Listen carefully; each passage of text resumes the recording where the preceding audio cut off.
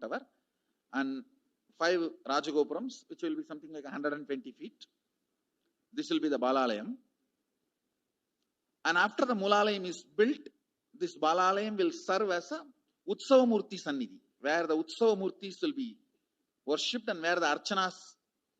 See, in the main temple, there will not be any Archana or anything, because just for Darshan itself, there will not be time. Like Tirupati, you can only have Darshan and Arati, the camp for Arati. No other worship is allowed in the main temple. Because 12 Abhishekam is going to happen, 12 Kala Abhishekams. So continuously the rituals will be going on. People can have only darshan. They will not be able to involve themselves in any ritual. Other than darshan, nothing else will be allowed. So all the archana, all the other offerings, like people will offer the archanas and other, everything will be done to the Utsava Murti, which will be kept in the Balalayam, the present Balalayam, present structure. So people can spend time here. That will be more like a main darshan. This will be like energy darshan, where you can give letter, get response. So by next year, the Balalayam will be ready.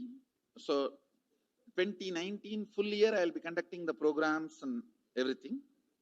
2020 will be the one full year Padayatra, walking. From next year, Jayanti, means 2019's Jayanti to 2020's Jayanti. Full year, Jayanti to Jayanti will be Padayatra. Before that, we will make 10,000 people power manifestors. It will be sannyasi, brahmachari, grihastha, all put together. 10,000 people will be walking. What a scene it will be. I think that is the only way the revival of Sanatana Hindu Dharma can be done. I need to get into the ground where people can see me, where they are living. I can't be waiting for people to come where I am living. Now I am sitting in one place to prepare these 10,000 people and make this science completely user-friendly. For that only I am sitting and working. So I have given 2 years for me now, 2018 and 2019. So 2020, before that 10,000 people will be ready to walk with me, manifesting powers. We will literally solve every person's problem in every village. The way we are walking, the path, route we are taking, physical healing or mental healing, or it's a too big visualization. How will you visualize? What will happen if 10,000 power manifestors enter into a village and ask people, tell me your problem now, come on, let's sort it out. Understand, 1,200 years before in Tiruvannamalai temple carvings, how the baby will be in the womb in 2nd month, 3rd month, all that is detailed way carved. It is there. Which scanning machine was there in those days other than the third eye? Very detailed carvings are there. Even Srirangam temple, the whole carving is there. Srirangam temple gives a week by week the whole picture of male baby and female baby. Any of you have seen that? Srirangam Rangaraja Mandapam, it very clearly portrays. There will be one Rangaranga Gopuram. In that next to Rangaranga Gopuram, there is a Rangaraja Mandapam. We have already collected some chunk of 80-90 to be displayed in this Balalayam. Work is going on all of that. We are also going to tell you the science of temple building story as per Agama and as per practical village level, ground level, all that. In those days, 2000 years before, when this Cambodia and all these civilizations were flourishing, two communities from India moved. One is agriculture community, another one is business community. These two communities only traveled and installed civilization. Of course, kings went, that is different. But the common civilian, these two community only went. So Nagarattar and Saivavelalar. Saivavelalar agriculture community, Nagarattar business community. So wherever, see, when they go in the ship, they will, the Saivavelalars, they will carry that veil for their protection. Once, if they reach the other side safely, they will just put the veil and start a temple. That is why all the temple outside the India, started by Saivavelalar, there will be only veil as a Pradhana Murti. Pattumalai Murugan Goil, Tannimalai Murugan Goil, Gedaram Murugan Goil, Nallur Murugan Govil, Sannidhyan Sannidhi Murugan Goil, all these temples. The main deity will be only veil. It will not be deity. Because they cannot carry that heavy deity in the ship. It will only be the veil. And all the temples started by Nagarattar will be Kavadi. Because they will carry everything in the form of Kavadi. So the moment they reach the other shore, they will worship the Kavadi and the screen cloth covered by Kavadi. Kadirgaman, Darachila, Murugan. All the major temples started by Nagarattar. The Kavadi and the screen only will be the deity. So the Supreme Court of Hinduism revealed the vision for the Bhavyat that was to take place at 2020, where he himself would go and meet people where they are, attend to every problem which they're facing, whether it was mental, social, emotional, physical, whatever the problem they may be facing. Supreme Council of Hinduism was ready to go and meet people and give them the solution for every problem. Not only that, but take along 10,000 power manifestors along with him for this whole re-energizing process. So the Supreme Council of Hinduism has begun preparing for this Padayatra from the age of 10, enriching people and preparing them for this Padayatra to save them from this.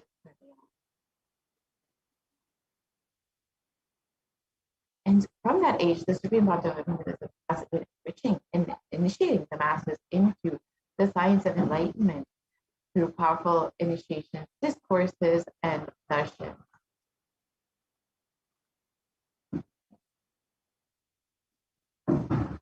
And here are just a few examples of the various discourses, programs, initiations that the Supreme Council of Hinduism has been blessing humanity with from the early 2000s. Here you can see in 2005 in Tamil Nadu, the Supreme Council of Hinduism conducting a discourse for thousands of people.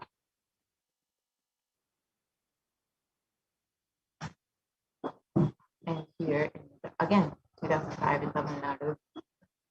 In the next few photos, you'll see the various programs and how many people have been in attendance for these programs. Thousands and thousands you can see in Namakkal, Tamil Nadu.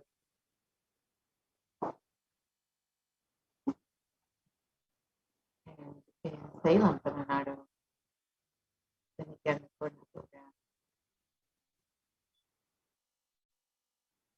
And the Nithyananda program in Bidvi.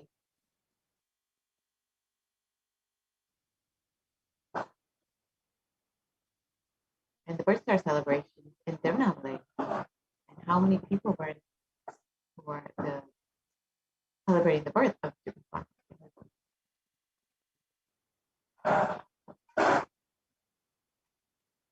On the Jayanti celebration in Adi Kailasa, again, how many people, even in the early 2000s, were there to celebrate the advent of the Avatar?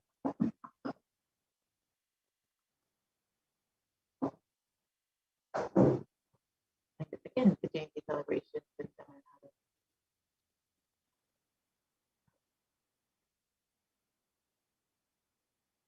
The Nithyananda program.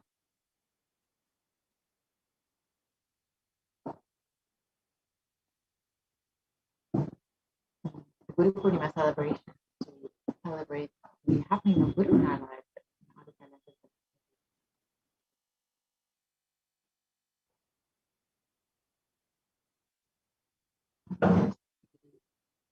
Bhakti Purnima program. the Dhyana program. And then the Little Ananda program was conducted for young people. The Satyagam, in the next few photos, you'll see the various photos from Satyagam where the Supreme Controversial himself conducted 7 different homas along with 1,008 people who also conducted this homa guided by the Supreme Controversial.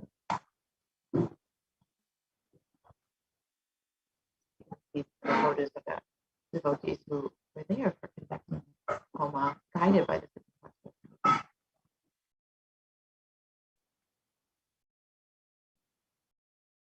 See the Supreme Controversial grand scale.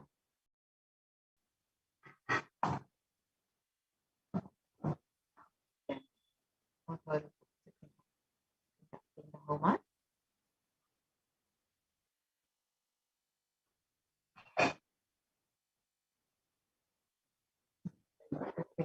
News and blessing all of the devotees who were attending.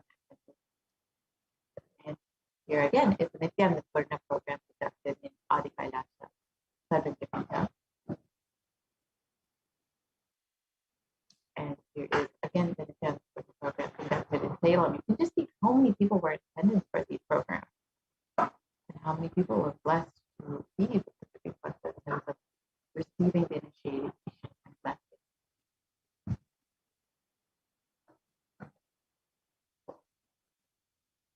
Unfortunately, the anti-Hindu elements that made it nearly impossible for this Supreme Controversial Hinduism to do the re-energizing process by driving the Supreme Controversial out of India.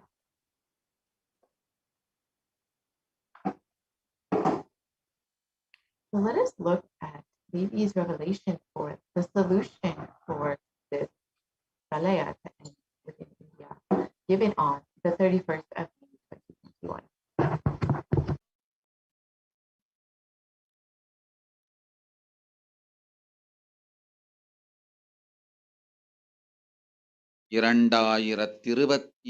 வரை India செல்ல வேண்டாமா என்று கேட்கின்றாய். நன்றாய் தெரிந்துகொள், சொல்வதை புரிந்துகொள். இந்த பெருநரகமான கிருமி போஜனம் இந்தியாவிற்குள் வரக்கூடாது என்பதற்காக 2020 பாரதம் முழுவதும் 12 ஜோதிர்லிங்கமும் பாத யாத்திரை செய்திடவே என் மகன் மூலமாய் திட்டமிட்டிருந்தேன். படுபாவிகள்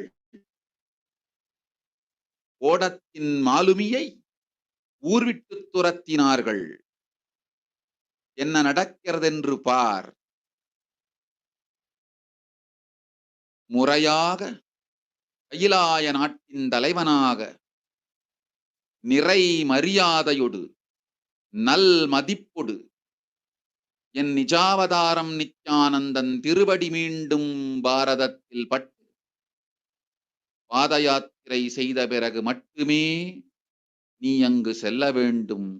அதுவரை உன்னை காத்து செல்லாதே. ஓம் ஓம் ஓம். So Devi revealed that for this Pralaya to end in India, the Supreme Controversial must be received in India as a Supreme Controversial Hinduism with great respect and reverence, and that the Supreme Controversial Hinduism must conduct the Padayatra that was originally planned to re-energize the 12 Jyotirlingas. And only when this happens, this Pralaya will come to an end. And as we look around, we see all the suffering and destruction that is happening. We can understand what the great rishis of the Vedic civilization had forewarned as the Kali Yuga.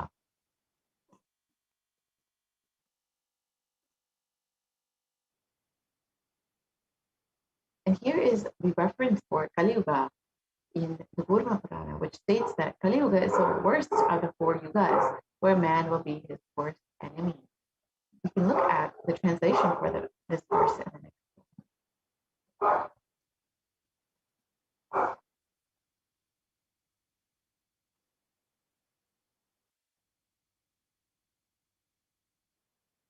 Sage Vyasa states that this Kali Yuga is the worst of the 4 yugas. Go back to the last. We can go back to the last slide, please.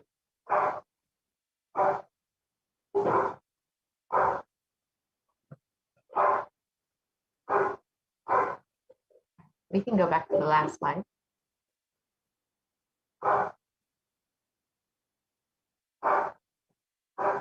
So we can go back one more. One more. So Sage Vyasa states that this Kali Yuga is the worst of the 4 yugas in all the world. People are sinful and forget the dharma of the 4 varanas and the 4 ashramas. In fact, men are so sinful that no prescribed penance atones for their great sins. The only place which is free from such sins is the great sacred city of Varanasi, the Mahapuri.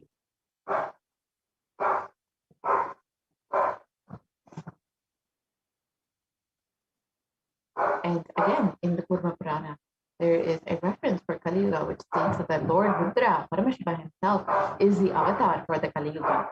And Brahma, the translation of this verse is, Brahma is the presiding deity of, or Devata for Treta Yuga, the first cycle of time. In the Treta Yuga, the second cycle of time, it is Bhagavan Ravi, Surya, in which appeared Shri Rama. In the Dvapara Yuga, the third cycle of time, the presiding divinity is Vishnu. In the Kali Yuga, the fourth cycle of time, the current age, the presiding divinity, the avatar is Rudra, Lord Maheshwara himself, Mahasadasiva. And so, out of his deepest compassion, on the 2nd of January 1978, the Paramashiva himself descended into the human form in the form of the Supreme Pontiff of Hinduism, Jagadguru Mahasannidhanam, His Divine Holiness Bhagavan.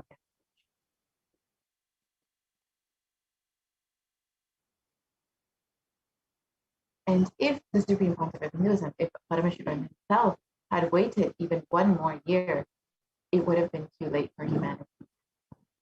1979 would have been too late. And let us listen to the Supreme Pontiff of Hinduism himself explaining this.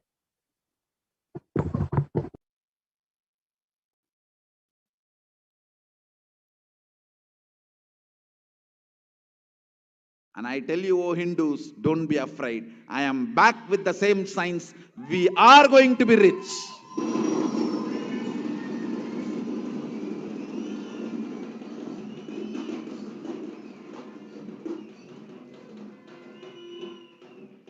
It is not lost. Just the last minute climax before it was going to be put off. Have happened.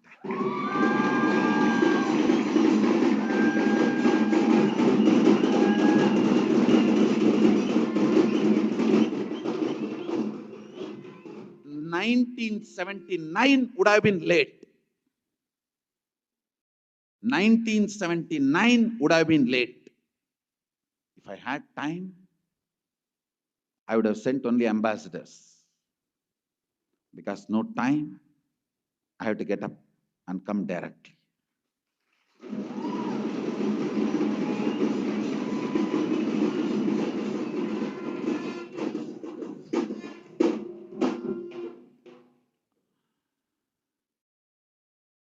O Hindus, feel blessed. Science is not dead. It is available. I have everything needed to bring that science back to life and establish its legitimacy.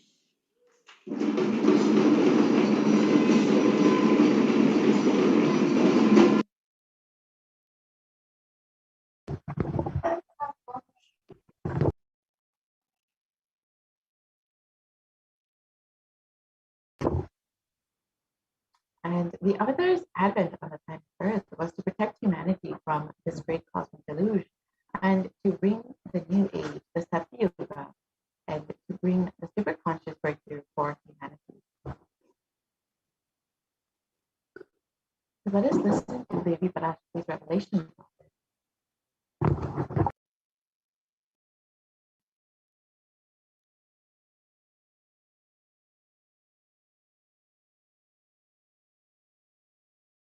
ஓம் ஓம் உலக மக்களே கேளுங்கள். கலி முற்றி கலி கழிந்து புதுயுகம் சத்தியயுகம் புறப்பட வேண்டிய காலம் வந்ததனால் வந்திருக்கின்றது இந்த பெரும் பிரளயம்.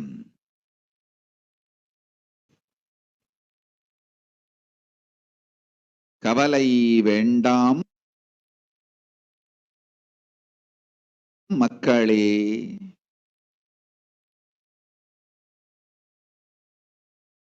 நித்யானந்தன் வடிவம் தாங்கி நாமே இங்கு வந்திருக்கின்றோம். நித்யயுகம் செய்வோம், நித்யயுகம் சத்தியயுகமாய் மலரும் இங்கு. ஆனந்தமாக இருங்கள்.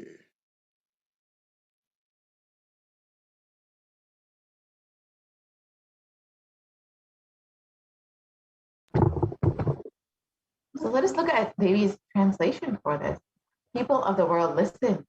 The time has matured and come for the Satya Yuga to happen. The great Pralaya has come. Don't worry, people. In the form of Nithyananda, I myself have come. I will make Nitya Yuga. Nitya Yuga will blossom as Satya Yuga. Be blissful.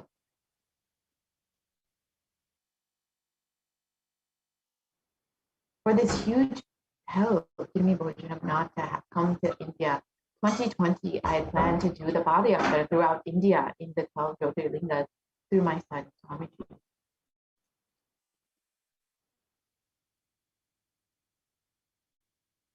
And in order to prepare for this, the Avatar has begun the Padayatra at the mere age of 10.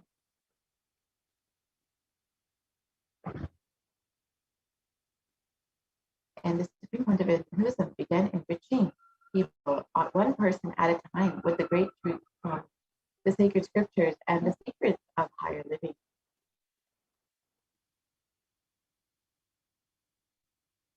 Even as young as 14, Supreme Pontificate Hinduism's classmates recall the yatra where the Supreme Pontificate Hinduism led them all from Guriyat of Tamil Nadu to Tirunelveli, his birthplace, and a huge pilgrimage site.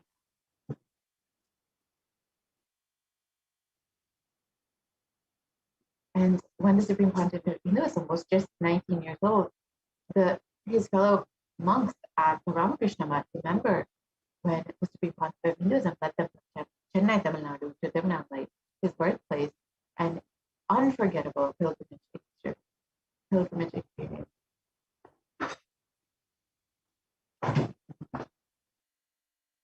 And the Supreme Pontificate Hinduism continued walking the length and breadth of India, reaching more and more people and preparing each one until the Supreme Pontificate Hinduism founded the international mission, the Nithyananda Sangha, to revive Kailasa internationally on 31st of December 1999.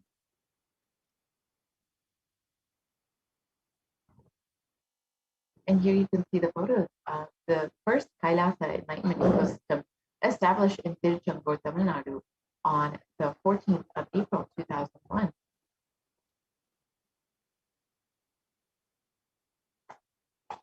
And in 2003, the Avatar continued his Yatra all over the world to enrich people from various backgrounds.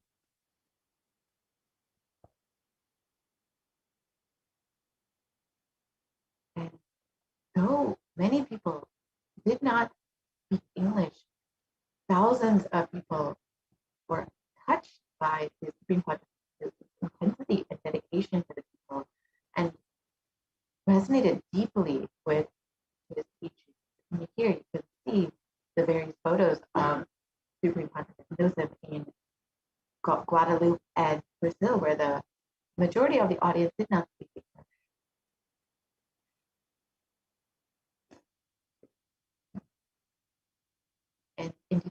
before the avatar and it led his disciples on the first Malay Yatra, visiting temples, delivering satsang, initiating them into the superconscious breakthrough.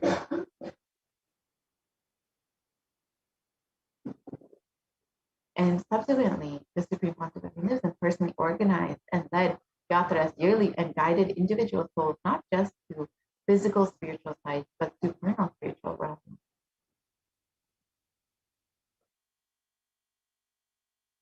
And in 2006, the Padayatras were taken to the next level with the Kodikan Padayatra, with crores participating and impacted by the Nithyanandeshwara and Nithyanandeshwari deities that were traveling from city to city.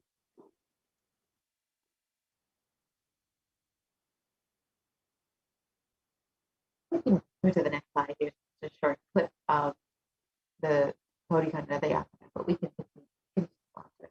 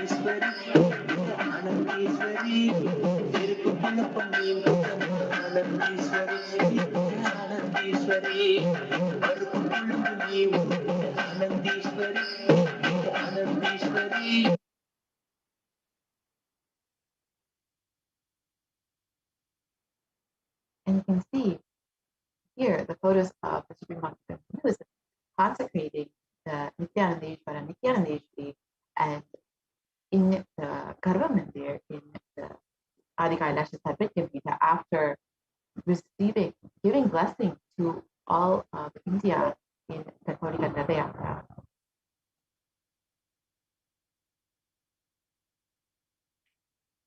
And these deities were energized as the Ashtavataras to radiate the energy of Paramashiva and Parashakti to create the Adi Kailasa Sarvijñapita as a ship to save humanity from this upcoming pralaya. And you can see the various spiritual energy centers created in India as safe havens for this pralaya. And you can see the Kailasa in Chittor, the Adi Kailasa Sarvijñapita, and the Kailasa in Hyderabad. And the Supreme Pontiff of Hinduism created these various ships to save humanity from this pralaya. And if you would like to protect yourself during this pandemic, have the multi-layer quarantine in one of the Kailasas in India, you are welcome to visit kailasa.org/Kailasa where you can sign up today to quarantine within one of the Kailasas in India. As Devi has revealed multiple times, and the Supreme Pontiff of Hinduism has revealed multiple times, that the only priority for this year is to keep yourself alive. And out of deepest compassion, the Supreme Pontiff of Hinduism is allowing anyone to come and quarantine in the Sarvajñapitas in India with multi-layer quarantine and all of the best medical facilities available. So with this, we will be concluding this segment and moving into the next segment where we will be understanding of the offering that we can make to Devi after receiving so much of guidance, blessings, wounds from Devi Parashakti. We can show our gratitude love for deity through these various offerings. So we will be right back after a very quick break and entering into the next segment where we will understand some of the offerings that we can make to Devi Parashakti.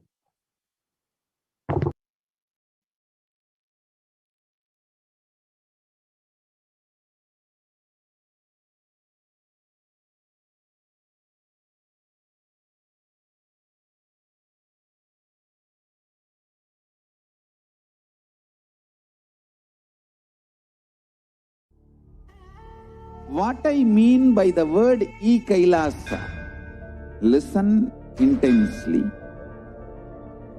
Enlightenment ecosystem, literally enlightenment itself, in your own home, wherever you are. If you cannot come to Kailasa, it's okay. Kailasa can come to you. Kailasa coming to you is Kailasa.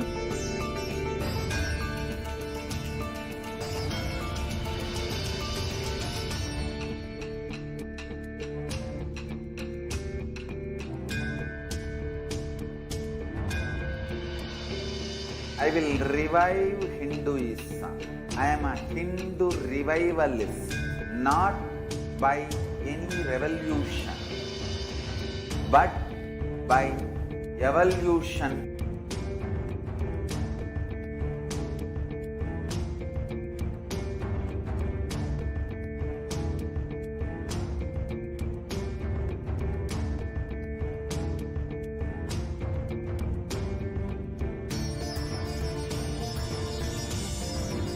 And setting model communities.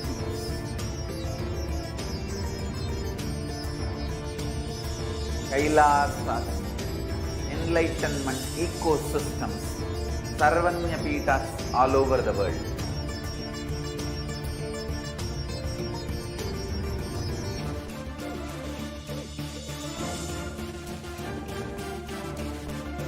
All powerful cognition, knowledge, only when you live, power manifestation and possibilities manifestation happens. This is a fundamental truth.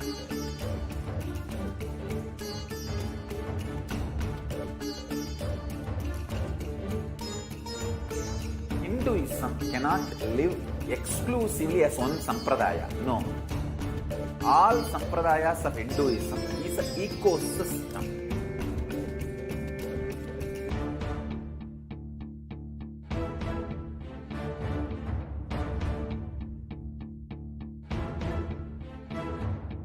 So don't keep quiet thinking that if one sampradaya is attacked, only that sampradaya is going to be affected.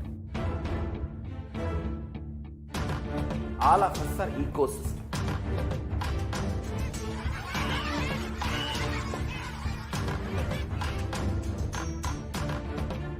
I invite all of you to get involved and enjoy Hinduism by the principle of Dharmo Rakshati Rakshitaha. When you protect Dharma, Dharma protects you. We will make the whole planet flourish spiritually, the spiritual prosperity. Will happen to the whole planet. We all have to coexist together.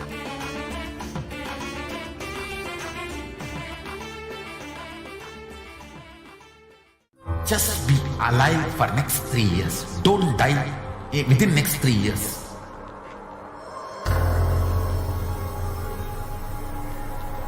Just don't die within next 3 years. Be alive. Somehow be alive. I'm working sincerely. I will reach you somehow. Somehow I will reach you. It's my commitment to humanity.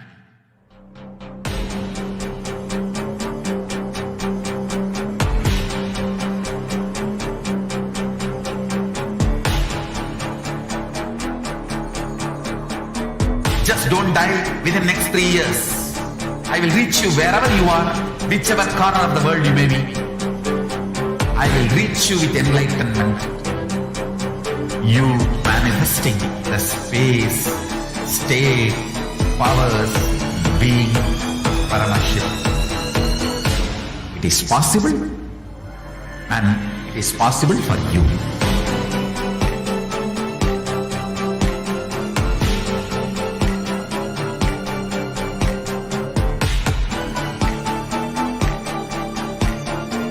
Paramashiva will reach you with enlightenment science. I know he is going to do the job. Just be alive for next 3 years. Nothing else.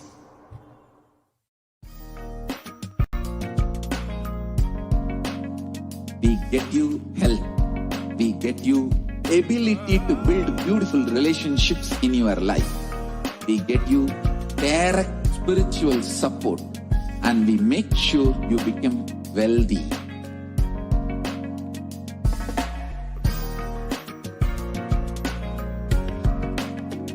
We won't stop giving you just good life. We will literally not stop till you live enlightened life. Manifesting the state of Paramashiva, space of Paramashiva, powers of Paramashiva, being of Paramashiva.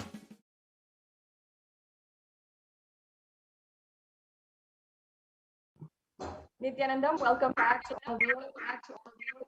Let us continue into the next stage into the program.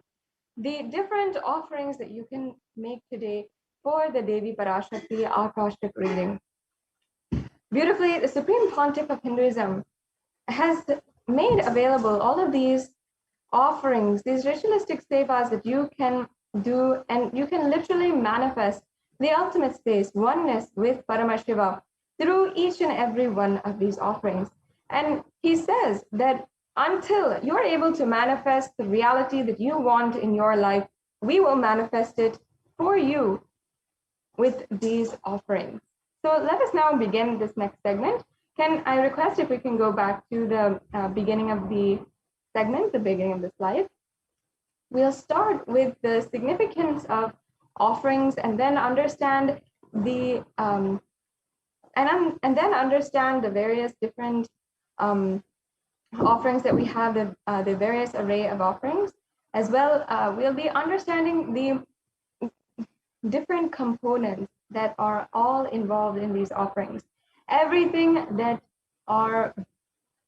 is available for you to make today in the offerings, and make today in the offerings, and make these offerings, especially in offerings. That's what we're going to do. Yes, we can go on to the next slide.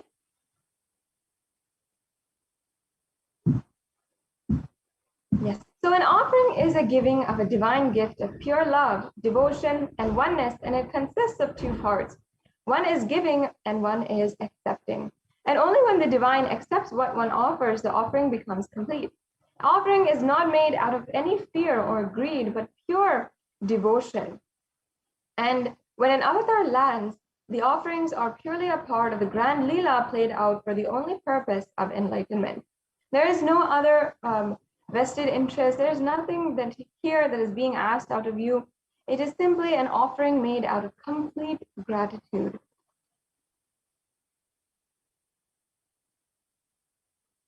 So now, before beginning this segment, let us first chant the Dhyana Shloka from Manonmani Devi Parashakti, who is seated on the very lap of Paramashiva, the embodiment of love and compassion.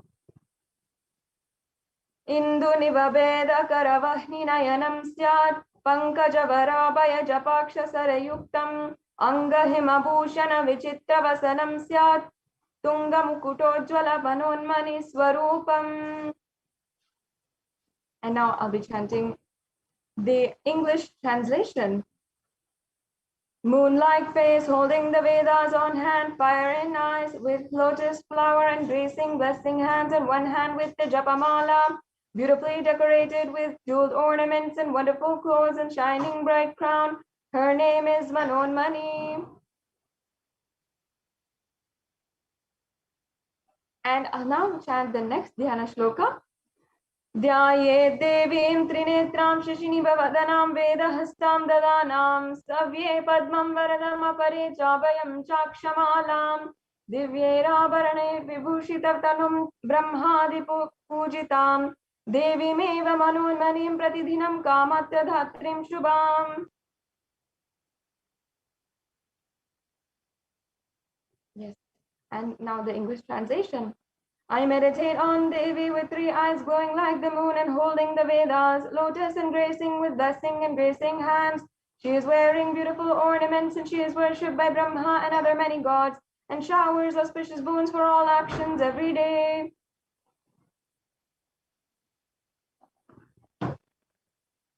Yes. Now, having thus invoked the divine presence of Devi Parashakti herself, and meditated on Devi, her form, her beautiful form, let us now enter into this segment, laying the foundation with the significance of the divine element gold. Many of us know and are familiar with the value of gold. We understand that it has an economic value and it's a precious metal, and even we use it to place value in some of our relationships. Whenever it is Mother's Day or Father's Day, or a birthday of someone we love, we offer them a gift in gold, a gold set, gold earrings, gold watch. Even when they are placed highest or they value the highest, we give gold trophies and gold awards. So like this, the gold is used to place value in our society. However, what this value really is really misunderstood. But in the Vedic civilization, the Hindu rishis, the ancient scientists of Vedic civilization understood that gold is a divine element. It has properties that is very rare and capable in only a few items. Now, gold is a divine element. It purifies anything that it touches and is an element of spiritual significance and great spiritual power of healing and enlightening. The vibration of gold has the power to infuse sattva energy and positive thought currents in anyone who wears and anyone who sees or operates in its vicinity. Gold is present in all the scriptures, the Agamas, Vedas, Shrutis, Smritis, the Itihasas, and Puranas. And in all the Hindu scriptures, it is abundant that gold is the most auspicious and purest metal, which can purify the very being. In the Hindu civilization, everything was built in gold and exchanged in gold. Ritual fees were offered in gold bricks, and when one was to be saved from life-threatening illnesses, gold was offered as a ritual fee. Gold was in abundance and used for weighing equivalent amounts of commodities, including cows, and kingdoms were built with huge doors of gold, and the streets would have huge columns and huge archways made of gold. And even horses, cows, and all of the animals lived in coexistence in the civilization and were decorated, adorned, and dressed in gold. So thus, the Hindu civilization thrived on the banks of rivers of gold. In fact, the Indus River was called the Hiranyamaya, the river of gold, in the Rig Veda, and the river Saraswati was called the Hiranyavartani in the Atharva Veda. So thus, gold is a supreme element for offering gifts to the ones you love and revere, and temples are constructed and paved in gold, deities are made in gold and decked and adorned in gold. Because it preserves the enlightenment energy for thousands of years, it literally lasts forever.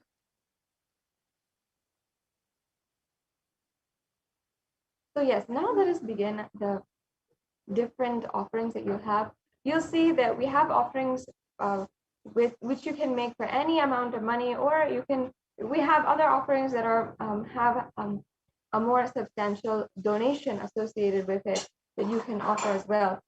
But if you are in any level, you'll be able to offer today, and you don't have to feel yourself incapable. You don't have to feel yourself somehow insufficient in order to make these offerings. That's why there's such a wide array today. And the first offering here is the Hundi offering that you can make. Many of us Hindus know the sacred sentiment behind the Hundi offering. Whenever we go to the temple, we always have this Hundi offering, and either we offer a few coins or a few rupees or $1 or in the plate of the pujari, or we offer it in the Hundi. And that is out of just our love, our gratitude that we offer this. And we offer this because Devi Parashakti is the one who is Bhakti Priya. She is the adorer of true devotion. And in the Lalita Sahasranamam, there's also a verse which I'll now be chanting on how Devi Parashakti is named as Bhakti Priya. Bhakti Priya, Bhakti Gamya, Bhakti Vashya Vayapaham, Shambhavi Sharadaradya Sharvani Sharmadayini. And the translation says, Devi is fond of true devotion and has realized through true devotion. She can be won over through true devotion, and she removes all fears. So in this, you can see how Devi Parashakti is literally removing all the fears and bestowing you with liberation itself, going beyond fears, just because you express true devotion. And because she is Bhakti Priya and Bhakti Gamya, she is the one who literally is the lover of true devotion, and through that devotion she helps you achieve the ultimate. So you can just offer this Bihundi offering for any amount of money, for anything really, and it'll be accepted, and Devi Parashakti will remove all of your fears. The next slide, please. We can go on to the next slide.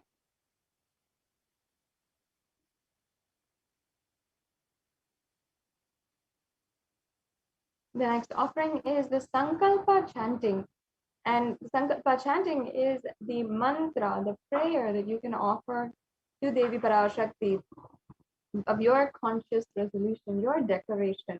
And the Sankalpa is whatever it is, either in the different rituals, or even in the Guru Puja, Shiva Puja that we do every single morning as Hindus. In that, the Sankalpa is chanted for every single ritual. Before the ritual, we declare what we want to manifest through this ritual, and then proceed for the rest of the ritual. So the Sankalpa is always there, and then you can just chant the Sankalpa because it is itself a powerful mantra, a powerful prayer for experiencing and manifesting your reality. That is the beauty of the Sankalpa mantra. Whenever it is chanted for another person, that person on their behalf, we are literally sending all the healing prayers, the blissful blessings, everything, and you'll be able to manifest whatever you want in your life.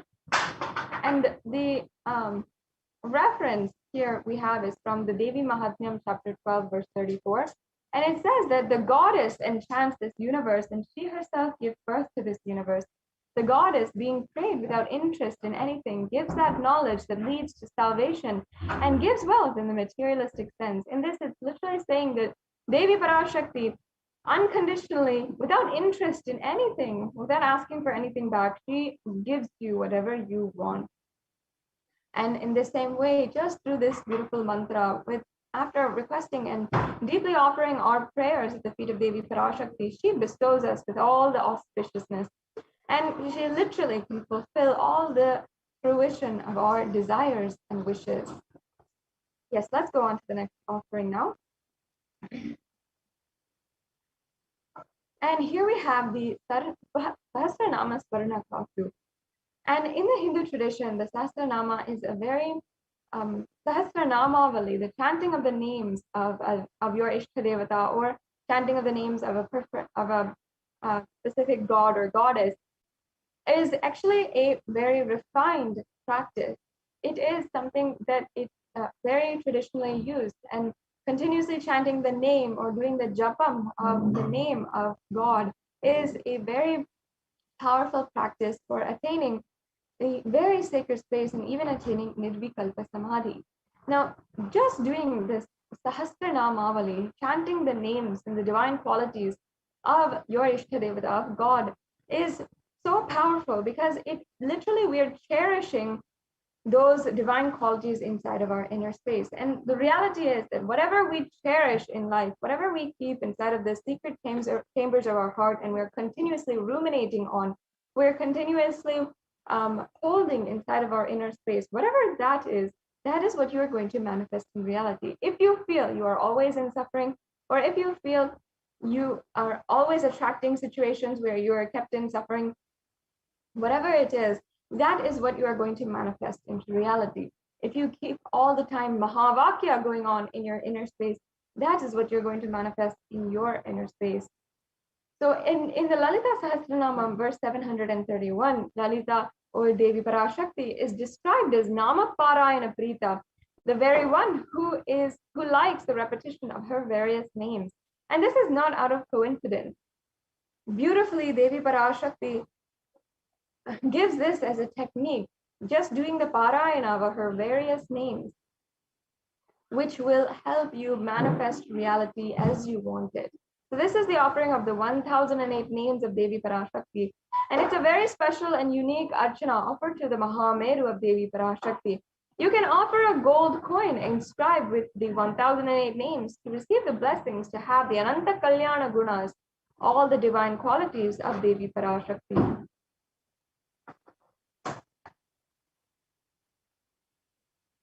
Yes.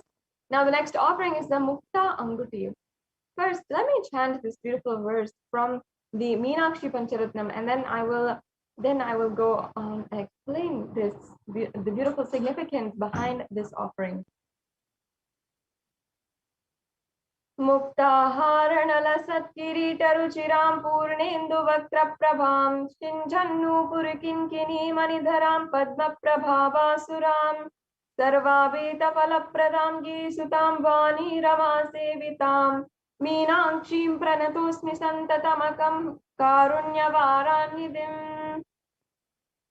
And the English translation says, I bow down to the goddess Meenakshi, whose crown has garlands of pearls in the face, and a face shining like the full moon, who wears anklets that are studded with gemstones and has small bells, who is shining like the splendor of a lotus, who grants all the wishes, the daughter of the mountain, who is worshipped by goddess Vani and Rama. And I remain ever bowing to the goddess Meenakshi, the ocean of compassion. And in this, she is actually described as the one who is adorned with all of the pearls. And Mukta Harana means adorned with pearls. And the Devi Meenakshi is also the embodiment of compassion. And in a very similar way, the pearl is also symbolic of compassion. And that is, it's a representative of compassion. So that's why Devi Meenakshi is so often associated with pearls. And you can offer this beautiful offering of the Mukta Anguti to receive the blessings of Devi Meenakshi. And it's actually a very, very powerful offering to receive from Devi Meenakshi herself, because Meenakshi, being the previous incarnation of the Supreme Pontiff of Hinduism himself, also is a reviver of Kailasa, as it happened on planet Earth thousands of years ago. And she was the one who united all of the 56 deshas. At that point in human history, all of the different human civilizations were separated and not under one civilization. So for the first time, Devi Meenakshi had established all of the human civilization under one rule. And that is what happened as Kailasa, manifested as Kailasa on planet Earth through the kingdom of Madurai. And it's such a vast kingdom that has thousands of years of history, culture, heritage, that literally was all revived and is available on planet Earth today because of Devi Meenakshi. Now, with her space of radiating space of Kailasa, and she literally conquered all the 8 directions and brought it under one rule. Her divine space of manifesting Kailasa, if that is just you even have one taste of that with the oneness with Devi Meenakshi and connecting to Devi Meenakshi, then imagine what all you can manifest in your life. That powerful space where she has literally manifested Kailasa on planet Earth, that is the space of Devi Meenakshi. And especially in a time with no technology, there's no way to communicate across the world other than literally walking barefoot, going by chariot, and taking a battalion there and going from one side of the planet Earth to the other. And that's exactly how she conquered all of the 8 directions. And the whole beauty of it is that she did this conquest out of a beautiful compassion, out of compassion for the whole of humanity, out of compassion for human beings, she made this whole, the whole revival of Kailasa happened at that time. And that is the same way that the Supreme Pontiff of Hinduism is reviving Kailasa today. So just connecting to Devi Meenakshi through this offering, you can have that same space, be blessed with the same space of Kailasa, and radiate the state, space, powers, and being of Devi Meenakshi. Have success in any of your ambitions. That is a beautiful sentiment that you can carry. And just to have that oneness experience with Devi Meenakshi, you can offer this Mukta Anguti. Yes, let's go on to the next slide.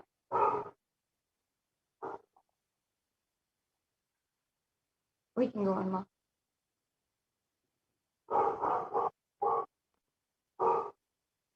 Yes. So the next offering here is the Swarna Padma Pushpa, the golden lotus. In Sanatana Hindu Dharma, you will find a lot of different references, symbology, themes and motifs for the lotus symbology.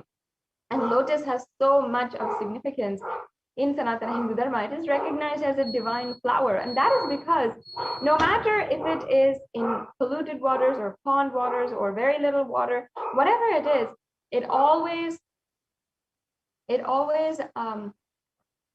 blooms. It has the same kind of elegance, resilience, radiance, and it still has that beautiful divine quality. And here in the Kamikagama, it actually says that all the kalashas in the worship of Paramashiva should be wound around with a suitable thread and covered with new cloth. And they should be adorned with a lotus flower made of gold. So as you can see here, this is a reference for the use of the golden lotus in the worship of Paramashiva. And that is exactly why we are offering it, because it is a divine flower with extremely pure significance. And it is told by Paramashiva himself that it should be used in his worship. And you can attain the same space of Devi Parashakti, being ever resilient and divine, elegant in any situation, adverse situation that you might find yourself in. Yes, let's go on to the next slide. The next slide, please.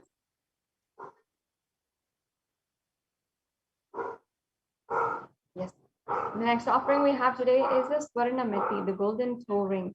And the neti, or the toe ring, has so much of significance in the Vedic tradition. In fact, the toe ring, which we know as in popular culture as a very fashionable source from Hinduism, and it has its origin in Hinduism, because the very toe ring is used to adorn the feet of Devi Parashakti, and also adorn the feet of any married woman, any woman who upon her marriage, she is bestowed with the toe ring, because the energy of Devi Parashakti is invoked in her. I'll just be chanting the verse where it refers to Devi Parashakti as the one who graces just from her toenails. So it says, Nakhadiditi samchana namajjana tamo guna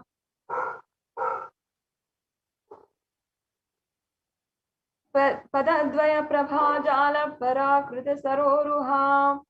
And the translation says, you whose brightness from toenails destroys the darkness of ignorance from the minds of your devotees who prostrate at your feet. You whose brightness from your 2 feet overpowers that of the lotus flower. So this is the verse from the Saundarya Lahiri where the very feet of Devi Parashakti is glorified. And you can see that it's not just her feet, but even her toenails, if they grace you. Even if you just have the grace of her, of just even an inch or a quarter of an inch on her toenails, you will be able to manifest anything in your life. You can remove all the darkness, the ignorance in your life.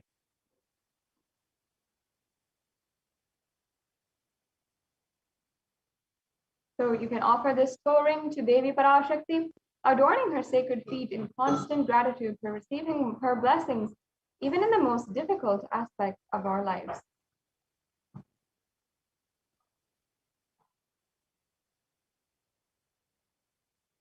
Yes, and the next offering that we have here is the Swarna Mantika, the golden hairline jewelry. And this offering is referenced from another verse from the Soundarya Lahari, and where it says she is Shuddha Sarabhi Varshini, meaning she is the, the one who makes nectar flow in all of our nerves from the Sahasrara, and she who gives a very pleasant experience of the ultimate. So the Mantika represents the nectar flowing from the Sahasrara chakra, which is fully open.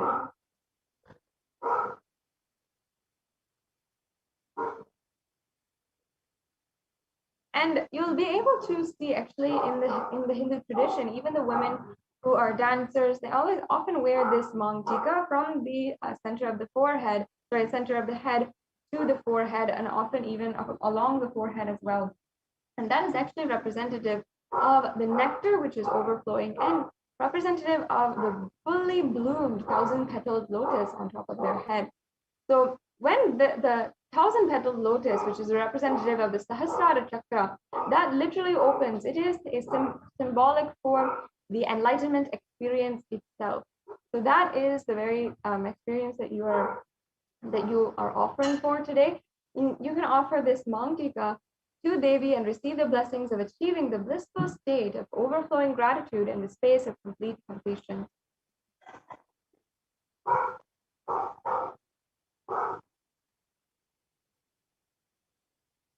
Yes, and now the next offering is the Pratyaksha Pada Puja. The Pratyaksha Pada Puja also has reference from the Soundarya Lahari in the verse that we just chanted, and basically it states that the nails that have been sharpened by constantly being touched by the crowns of celestial beings who always prostrate before Devi. And here it says that Tamoguna is darkness. In this stotram, tamas is indicative of ignorance in the minds of devotees.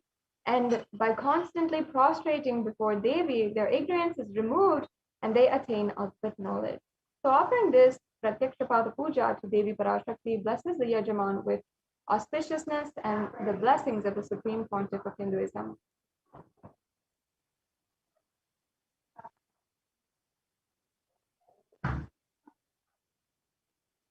And the next offering we have today is the Vastra Seva. The offering of the Vastra Seva blesses again the Yajaman with the auspiciousness and blessings of the Supreme Pontiff of Hinduism. The next slide, please.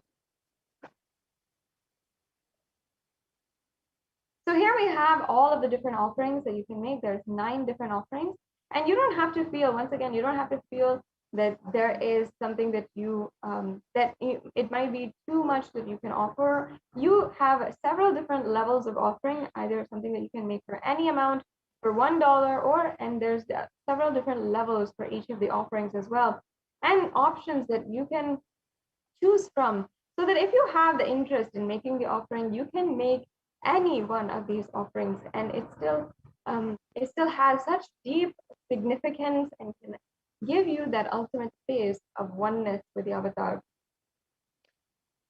So as you can see, we have the E-Hundi offering, the Sankalpa chanting, the Devi Sahasranama Kasu, the Mukta Ankuti, the Swarna Padma Pushpa, the Swarna Metti, the Swarna Mantika, the Pratyaksha Pada Puja, and the Vastra Seva. So all of these, once again, have different amounts associated to it, and you can offer this as well. The next slide, please.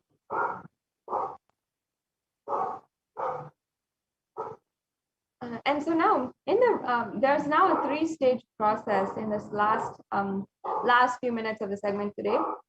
One is before you are ready for the payment. If you are simply just interested in making an offering today, you can fill out the intention form, the registration form. If you are interested in making the offering, if you need help in manifesting, or you want more details. And sometimes there's often many other offerings that you can make with several different festivals coming up, and you can plan for the offerings that you want to make and manifest that in your life.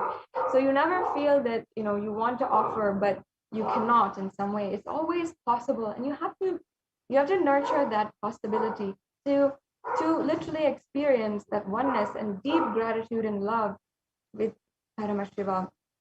So if you are interested in offering, the first stage is to fill out the tiny.cc/BHAVASAMADHI form. So you can go to the form in this link that is provided here. And after, if you are ready to make the payment today, and if you are ready, then you don't need to fill out this form. You can directly go to tiny.cc/devi-offerings, and you can make the online payment. And for most of us, we are used to making online payments right now because of the surge of online shopping. And it's in very much a similar way. You can just go, you can add any seva that you'd like to, and go ahead with the steps to proceed for the payment. And you just have to fill out your payment details, your billing details, and it's a very straightforward process in that way. And after the payment is complete, we request each and every one of the yajamans to please make sure that you are submitting the details for the puja and the names that need to be chanted in the Sankalpa 2021 form. This is a necessary form that you need to take, that you need to fill, and this makes sure that your names are chanted during this puja. So, yes, this brings us to a conclusion. This segment, I'd just like to stay on this slide for a few minutes while people, I hope you can take a few minutes right now and you can go ahead and fill out the registration form if you'd like to, and also fill out the payments if you can. Another option that we have today, if you are watching from YouTube, if you're joined in the YouTube channel, if you're not, I highly recommend that you join the YouTube channel today.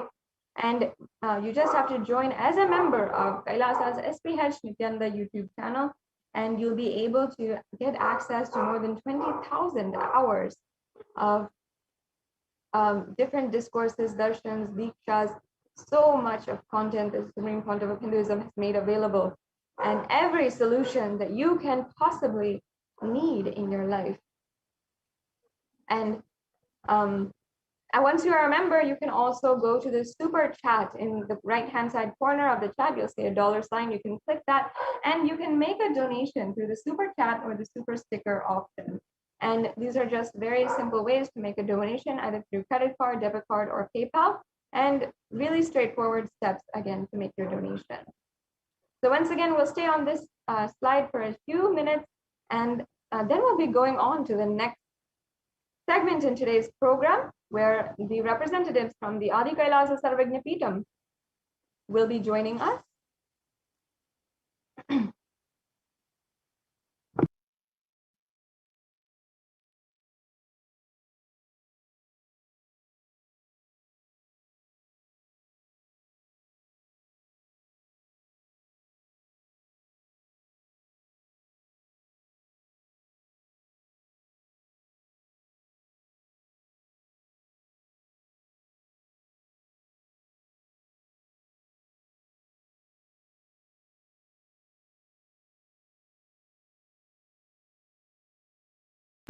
So once again, please take a few minutes right now and fill out the registration form. If you are interested in making an offering today, you can just start manifesting this offering, and you can make the payment as well and when you are comfortable and when you can make the payment as well. So this registration form is simple. It doesn't require any payment in this step. So you can go to tiny.cc/BHAVASAMADHI, and you can fill out this form in order to make your intention today for the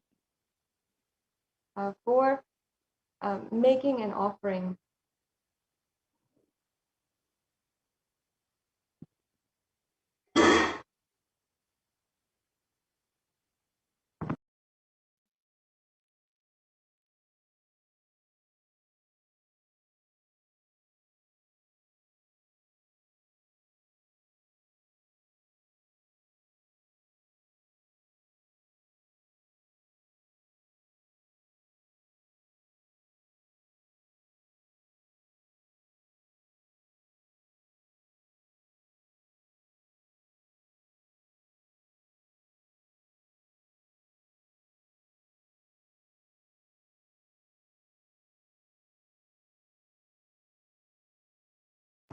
I request also if we can go to the link and show the link tiny.cc/devi-offerings.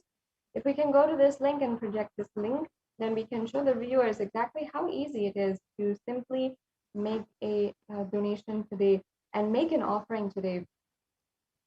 It's just a very quick process where you're just filling out your payment details.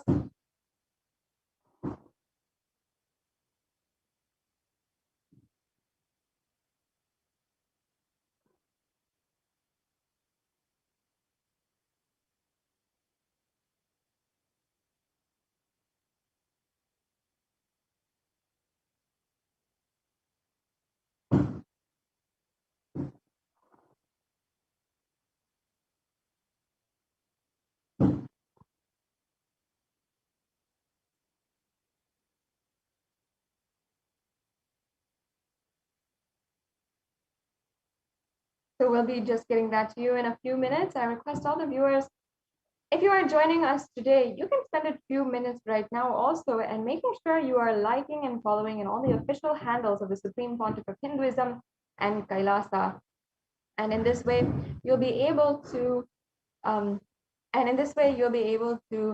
ensure that you have all the notifications as soon as there is an announcement for the live satsang or live BHAVASAMADHI darshan with the Supreme Pontiff of Hinduism. And these are events that you surely should not miss.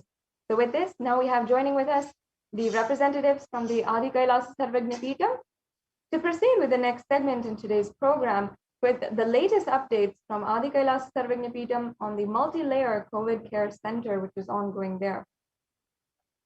Yes, we'll now be starting that segment after a very quick break.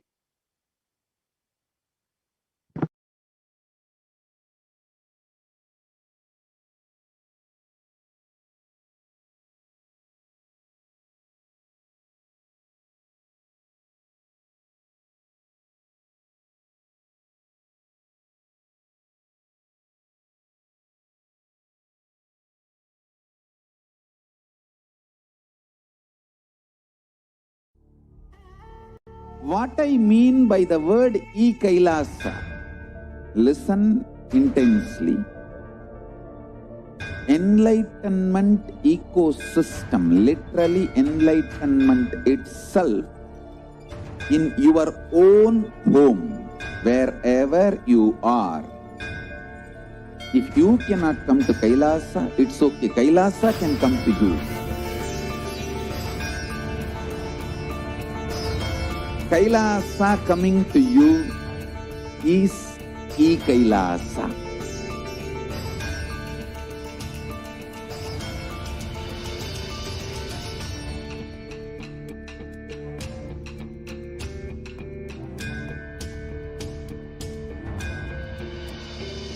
I will revive Hinduism. I am a Hindu revivalist, not by any revolution, but by evolution.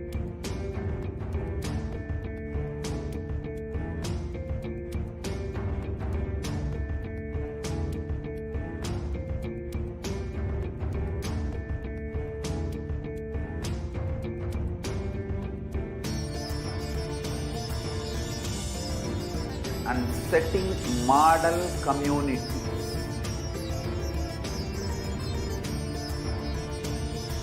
Kailasa, enlightenment ecosystems, Sarvanya Peethas all over the world.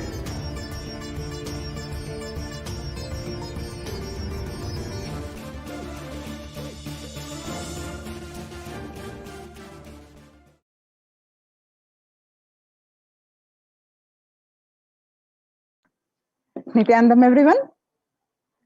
So, with the blessings of the Supreme Pontiff of Hinduism, Jagadguru Mahasannidhanam, His Divine Holiness Bhagwan Nithyananda Paramashivan's blessings, let's understand the Kailasa's multi-layered quarantine opportunity for India during the COVID-19 as a practical solution resulting in health, joy, and bliss. And today, I have a great news to share with you all. This Kailasa's multi-layer quarantine facilities are recognized by the United Nations. So I'm going to share with all that. So let's start with the Sadguru Vandanam. Nithyanandam Paramasugadam Kevalam Jnanamurtim Dvandvatitam Gagana Sadrusham Tattvamasya Dilaksham Ekam Nityam Vimalamachalam sarvadi sakshibhutam bhavatitam trigunarahitam sadgurum tam namami. Yes. So on June 5th, 2021, Devi Parashakti revealed during the Akashic readings, and what she revealed of the effect of the mental health and physical health on the pandemic, and the reports which showed following the days after the Devi revealed the state of the world reports. Let's understand that. So the Devi revealed on 5th June 2021 that not only people dying in crores, financial and mental retardedness, you will also see minds getting collapsed. Freedom from all this suffering is the life of living enlightenment. They clearly give the how the minds are getting collapsed, how we will see the reports on the world across different online, the different colleges, how the reports are coming as the literally majority, 80% of the people are getting mentally affected, and how the solution they will reveal is the life of living enlightenment. First, prevent, they will reveal that. First, prevent yourself from this deadly corona. Oh, people, do the job of saving your life as first priority. Listen properly, people. The only way to protect yourself from this overflowing cosmic pralaya and from the demonic people who search for destruction for themselves and for others because of pralaya, go to Adi Kailasa, getting shelter at the feet of Paramashiva. Save yourself from corona and death, economic crisis, and mental collapse that is formed because of corona.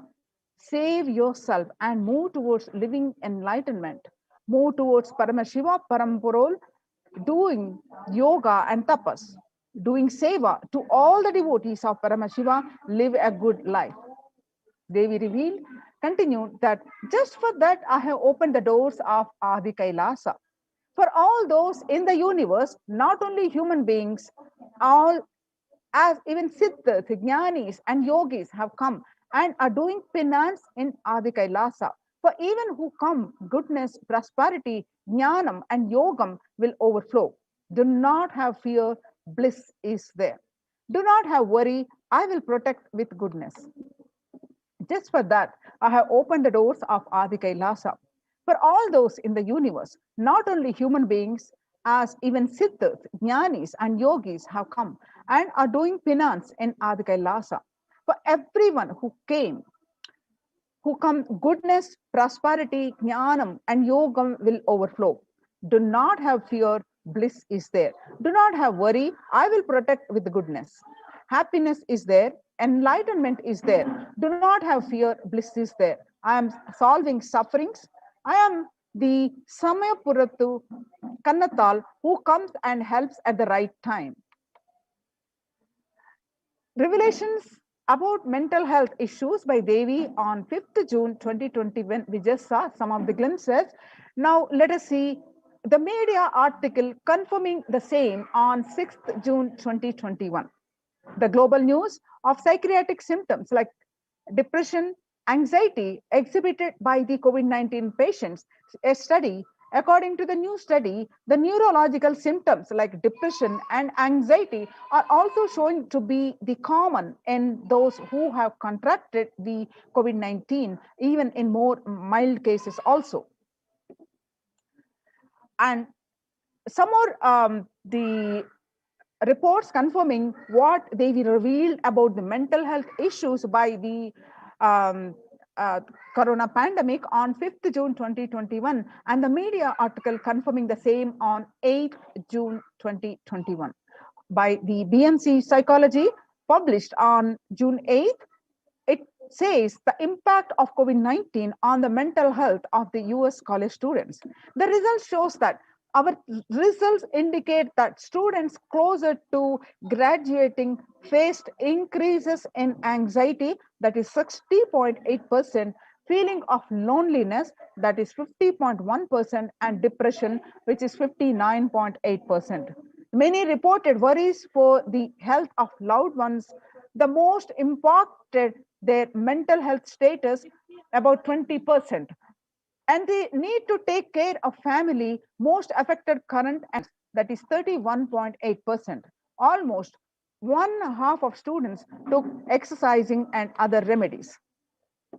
The rate of anxiety and depression among college students continue to soar, researchers say. Researchers at the Dartmouth College, who have tracked the moods and behaviors of about 200 college students for 4 years, say stress levels are at their highest. This report by Lauren Lumpkin on June 10, 2021. The Dartmouth College researchers began tracking 217 students when they entered the school as freshmen in 2017 in the hopes of understanding how they behave. They have seen students' stress levels rise and fall, usually in tandem with midterm and final exams. But since the onset of the coronavirus pandemic, rates of depression and anxieties have soared and have showed no signs of coming down, said the Andrew Campbell.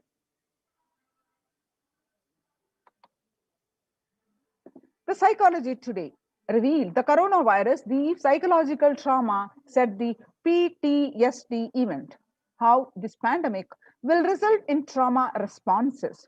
Much has been said about the mental health crisis that is occurring related to the coronavirus pandemic. Much of this information has focused on the all-consuming anxiety, panic, and fear that many are experiencing. While this is important and needs to be at the forefront of discussions, something that has not been discussed in this psychologically traumatic nature of what our nation and our world is experiencing. Revelations to the World by the Devi Parashakti, some more statistics that shows that increased prevalence of post-traumatic stress disorder is expected to emerge as a primary factor of driving the growth of the global post-traumatic stress disorder therapeutics market over the period of assessment. What used to be in 2019, and what is expected by the 2027, this global post-traumatic stress disorder, PTSD, is going to rise in 11.91% as per the current statistics. The Revelations of the World by the Devi Parashakti, by the CNN report, and the UN states that the coronavirus pandemic's impact on global mental health is already extremely concerning. There is a high prevalence of mental distress in countries across the globe due to the coronavirus pandemic, especially among healthcare workers and children. According to the United Nations and the World Health Organization, the impact of the pandemics and the people's mental health is already extremely concerning. The World Health Organization Director, General Tedros Adhanom, released a report in the news release recently. The CNN Health, which continued to say that the coronavirus pandemic impact on global mental health is already extremely concerning, the United Nations says. In that report, it said that it is now crystal clear that mental health needs must be treated as a core element of our response to and recovery from the COVID-19 pandemic, the Tedros said. One of the remedies suggested, according to the reports, which the Supreme Pontiff of Hinduism stressing for the decades, yoga greatly improves mental, spiritual, and physical health. People who practice yoga experience less anxiety, less depression, and fewer symptoms of post-traumatic stress disorder. Yoga also improves well-being, including increased gratitude, relatedness, acceptance, centeredness, empowerment, self-esteem, compassion, and self-awareness and hope. Yoga can help us to manage stress and self-regulate, an important tool in the current time. We are all equipped with innate coping strategies for responding to stress, but sometimes our stress response can become out of balance. We are living in a world that regularly activates our sympathetic response, that is, the body's way of responding to stress, sometimes called fight or flight.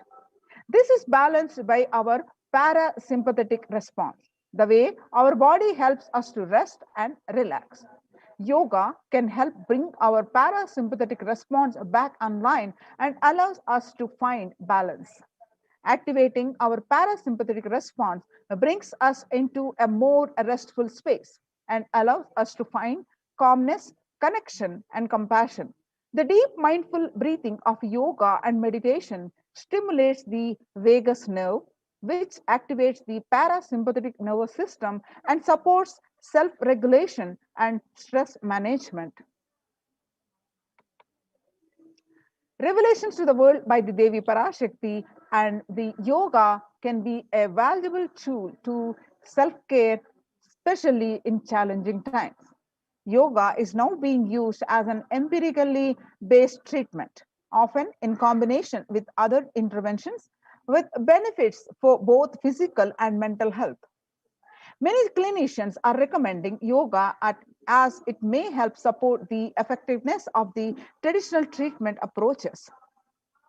The Psychology Today revealed that when we actively choose a tool of self-care, we better equip ourselves to survive and seek resilience in different circumstances. While it is but one tool, yoga offers the potential for connection and well-being, even in these challenging times. Research shows that spirituality benefits mental health. Spirituality benefits the mental health, that individuals have better mental health if they belong to a particular community or have religious beliefs. Spirituality can help people in many ways. First and foremost, spirituality or religion can help people find meaning in their life, which is instrumental in improving one's mental health. Spirituality can perhaps help you connect with your divine self. In addition to endowing meaning to your life, it has the potential to improve mental, physical, and emotional well-being as well. It has been a source of relief and comfort from various challenging issues for thousands of years. Revelations to the world by the Jagadguru, the Supreme Pontiff of Hinduism, Jagadguru Mahasannidhanam, His Divine Holiness Bhagwan Nithyananda Paramashivam, on 22nd May 2021. Paramashiva is very clear. Focus on making your body alive, life alive. Mind is obsessive compulsive reaction. It is nothing but a bunch of unconscious reactions. Do not try to sympathize with the mind. Make your body and life alive. That is the only priority for all of you. I am talking to everyone who has the little love and sympathy for me. For all of you, take this as Guru walk. Make your body consciously strong. Gym will build muscles, make you look very nice in the outside, but only yoga and Ayurvedic lifestyle will make your body conscious. Just see all over the world, all the gym bodies are just dropping dead. Only yoga will make your internal organs strong and your ability to manifest consciousness strong. Let me give you the solution from Paramashiva to protect yourself from this whole pralaya, not just from corona. The amount of depression, mental suffering, the way the whole world is suffering, the kind of poverty happening, people losing their job, income, having insecurity, comforts being lost, so much, just make your life extremely strong. 3 years back, I said the Supreme Pontiff of Hinduism revealed in a satsang that in his own words, the Supreme Pontiff of Hinduism, 3 years back, I said keep yourself alive for next 3 years. I have enough evidence that 3 years back, I trained the whole Kailasa, the devotees in their own homes, to Kailasa vasis inside the Sangha, physically and mentally, psychologically or consciously for a quarantine lifestyle. For being active without getting mentally broken by being in one place, doing intense yoga, making the body and internal organs strong, taking bay leaf, neem juice, tulasi, haritaki, trifala churna, Ayurvedic lifestyle of less food and more energy, more activism. I only told it is for an important reason. Please wake up. Quarantine yourself, build your body. Don't bother about your business or any other profit or and anything else. This year, if you're alive, that is the greatest profit. Now, by implementing this successfully in Kailasa's de facto spiritual centers, by implementing the multi-layer quarantine and implementing various measures of Ayurveda, Siddha, and various quarantine measures, the Supreme Pontiff of Hinduism successfully implemented in his spiritual embassies the protect people from the pandemic. This has been recognized by the United Nations. The news that you see in the slide that you're seeing on the Supreme Pontiff of Hinduism's page, which published this article. Few hours back, the United Nations recognizes the Kailasa's report on the COVID-19 and the multilateralism. You can see the images of the Facebook post by the Supreme Pontiff of Hinduism page, and you can see some more screenshot from this page of the Supreme Pontiff of Hinduism page. Now, let's understand the report. The report. United Nations recognizes Kailasa's report on the COVID-19 and multilateralism. Report published on the ohchr.org. You can see the link, and this you can get this link on the Supreme Pontiff of Hinduism's Facebook page and click on this link and read yourself. The report published that the globalization of disease has led the world to be only as resilient as the least resilient country and person, especially of highly contagious COVID-19, which has spread with scale and severity not seen since the Spanish flu. The variants of the virus, such as B.1.617.2, Delta plus, Epsilon, and Gamma, continue to threaten even those vaccinated. Secondary diseases such as the black funguses are targeting the COVID patients and killing almost 1 in 2% in such cases. Human life is more precious and important that all economic principles are systems in totally, because all these concepts are legitimate only because of their utility value, which is to fundamentally make human life better. At least until this ongoing crisis ends, all economic policies related to money, banking, fixing prices of commodities, etc., need to be revised to make sure no human being suffers from hunger or the absence of required medical care.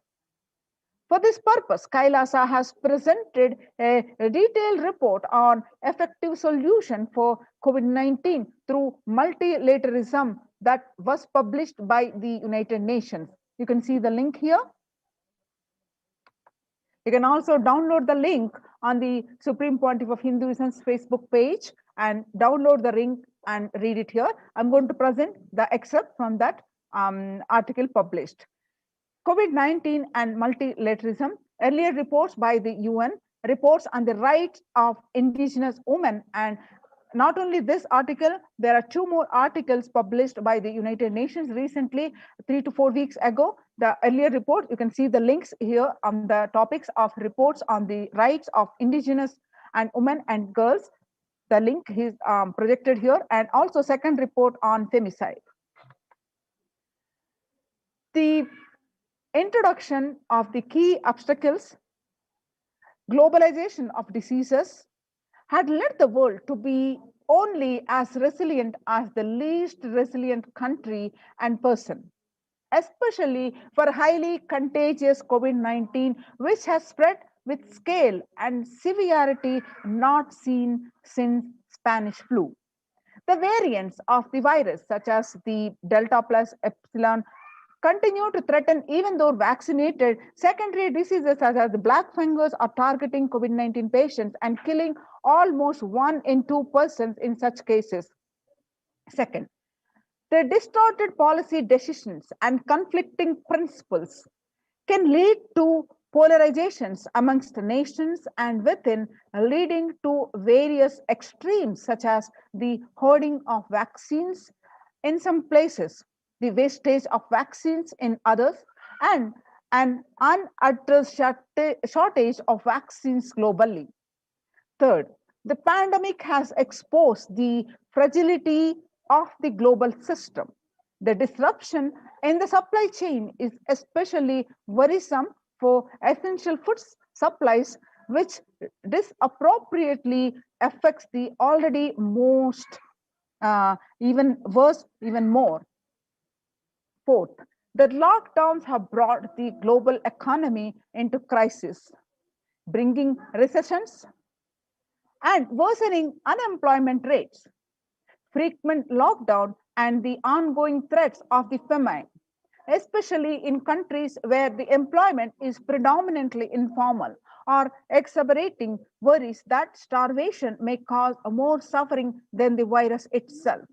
Far more than SDG2, zero hunger, the number of now predicted to come close to 1 billion.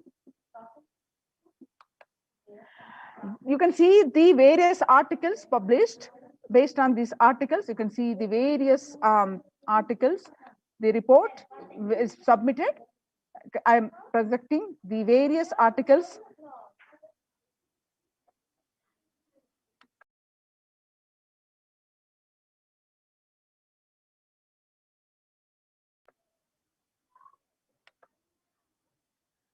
Now, the solutions. In the report, the solutions presented: the first, revised economic policies. Human life is more precious and important than all economic principles or systems in totality, because all these concepts are legitimate only because of their utility value, which is to fundamentally make human life better. At least until this ongoing crisis ends, all economic policies related to money, banking, fixing prices of commodities, etc., need to be revised to make sure no human being suffers from hunger or the absence of the required medical care. As per Hindu principles, the world, including the economy, evolves through the 5 phases. First, creation or growth. Second, sustenance or stagnation. Third, recession or revitalization. Fourth, reinvention. Fifth, breakthrough. As per the Hinduism, conventional economic growth is observed when best practices are applied diligently. However, during times of crisis, lead us to the 4th and 5th phases, wherein the need to reinvent and deliver a breakthrough becomes both a survival need and an opportunity to surpass any means and measures of conventional economic growth. Seventh, according to the Keynesians, increased public expenditure during the Great Depression of 1929 improved the economy. However, the government never completely gave up trying to balance the budget, which resulted in it never spending enough to bring the economy out of recession until the Second World War. Similarly, the current crisis requires governments to temporarily discard trying to balance economic interests that compromise quarantine safety and put human life at risk, rather than reinvest their economic strategies and multilateral coordination for benefiting during the subsequent breakthrough period after the end of the crisis. Hindu multilateralism, there is an immense inequality in the capacities of governments, organizations, and people in two groups. That is, first one is health response, second one is economic recovery. Surviving the high contagious COVID-19, where the world is only as resilient as the least resilient country, and the person requires governments, organizations, and people to collectively address the crisis. From the 3200 BCE, nations in Asia had multilateral treaties based on the Hindu principle Vasudhaiva Kutumbakam. That means entire world is my family. This verse is from the Maha Upanishad, chapter 6, verse 71 and 72 and 73. You can see the articles of what we presented, the published in the report, the various articles published.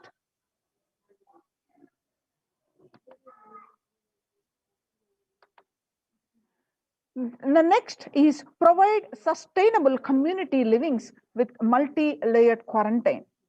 Home or self-quarantine is not a viable solution for a vast majority of people for either health safety or economic reasons. In Assam, home quarantine has been reported to be a primary reason for a large number of deaths. In some places, governments have moved people out of home quarantine to COVID care centers. Other issues linked with quarantine, especially in small houses, are mental health problems, such as an increase in suicidal ideation, especially among the younger population.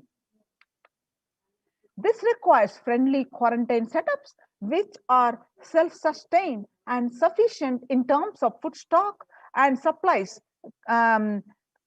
recreation, employment, education, etc. In India, the state governments have attempted to provide free and paid solutions which face various challenges related to hygiene, exorbitant pricing. Some facilities have seen challenges related to requests for private accommodation.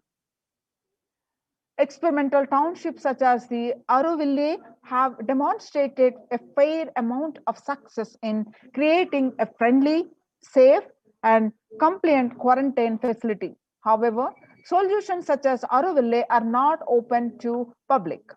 For 2 decades, the leader of the ASMT Hindu community, the Supreme Pontiff of Hinduism, Jagadguru Mahasannidhanam, His Divine Holiness Bhagwan Nithyananda Paramashivam, had been creating townships like Auroville across more than 100 cities in several countries. Most of these townships, such as the ASMT Monastery, India, Bangalore, have been opened to offer multi-layer quarantine as a free public service with free food and accommodation, free internet to work from home or monastery. The ASMT community has seen a fair amount of success in these townships with 0 reported cases of COVID infection in the past 2 years and has already saved many lives. The Supreme Pontiff of Hinduism, Nithyananda Paramashivam, has urged citizens worldwide, especially from regions severely affected by the pandemic, to protect themselves as the topmost priority and avail these free quarantine facilities that the community has created, especially as home quarantine has failed for many and is known to be a primary reason for large number of deaths in many scenarios. The Supreme Pontiff of Hinduism, Nithyananda Paramashivam, has emphasized the need and urged the government worldwide to provide food, safety, medical care, shelter, and all survival needs to all human beings under their care, with absolute multi-layer quarantine until coronavirus is eliminated from the planet Earth, including all different strains of the virus. The references to this, what we presented, you can see in the report. The next report, D, educate citizens on individual pandemic management. Unlike previous pandemics, the current era provides active, real-time, and visual information about fatalities. Underreporting of this data may give false hope and make people reckless. Exaggerations in reporting can also make people reckless, as they may feel eventual death is due to coronavirus is inevitable. Proper education is extremely crucial, as it will dramatically reduce the number of deaths and reduce the challenge on the healthcare systems. Alcohol-related deaths have hit the record high during the pandemic, as long post-lockdown liquor lines are some extremely worrisome issues regarding which people need to be educated. As a top priority, people need to be given confidence in their life and security about their future for them to stop behaving recklessly and fall into depression and commit suicide. Leveraging best of different economic systems based on charity, barter, and money. Ancient Hindu economic treatise by Paramashiva, the primordial Hindu divinity, describe three kinds of economic systems and their principles. First, for things that do not perish by sharing, such as education and knowledge, Paramashiva recommends that no fee be charged. Second, for survival needs, such as food and health care, barter and charity are recommended. Third, for all other infrastructure and development works, service and commodities, gold and conventional currency-based options are allowed. These systems are still in practice in the modern day, but grossly overlooked and not sufficiently studied with their close relation to mainstream economics. The World Health Organization, WHO, and the GISAID provided yearly access to data regarding the virus. This is an example of an open knowledge-based economic policy where critical data about the virus was not monetized. Similarly, South Korea helped the USA access masks and testing kits, and there was a hope that this would lead to a reciprocal arrangement in terms of vaccines, which is like a barter-based model allowed in food and healthcare. The next F, Hindu policies for food security.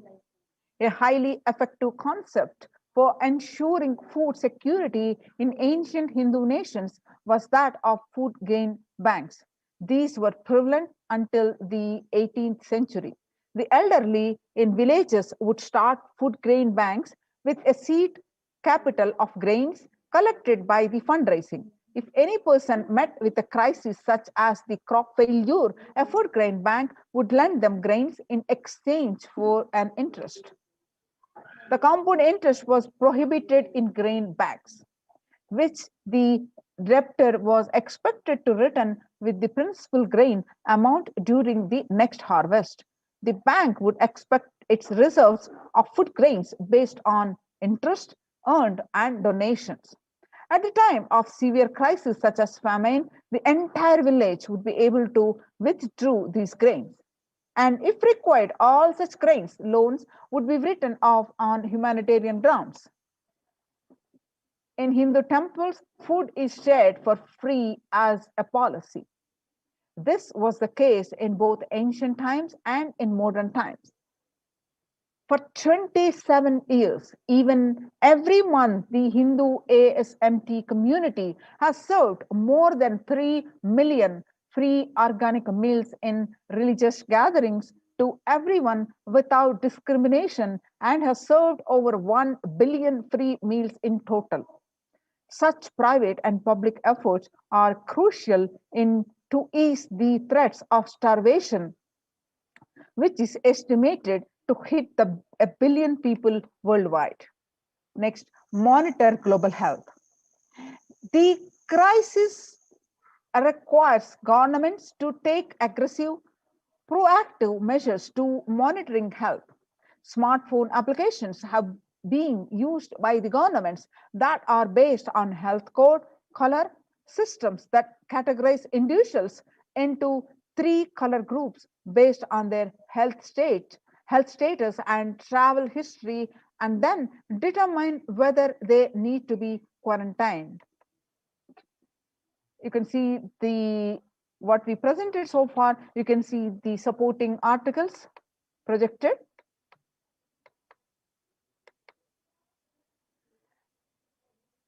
Though there were privacy related concerns associated with these approaches, some of these measures, such as agile daily reporting systems for accounting of newly suspected, diagnosed asymptomatic cases, number of deaths, and generating area-wide statistics, have played an important role in proactively responding to curb the spread of the disease and are being considered for implementation by various countries. I can see the reports of support, the articles of support. Next is traditional medicine. In Hinduism, nature and planet Earth are respected as the living divine mother energies capable of providing us with all our survival needs, food, medicines, etc.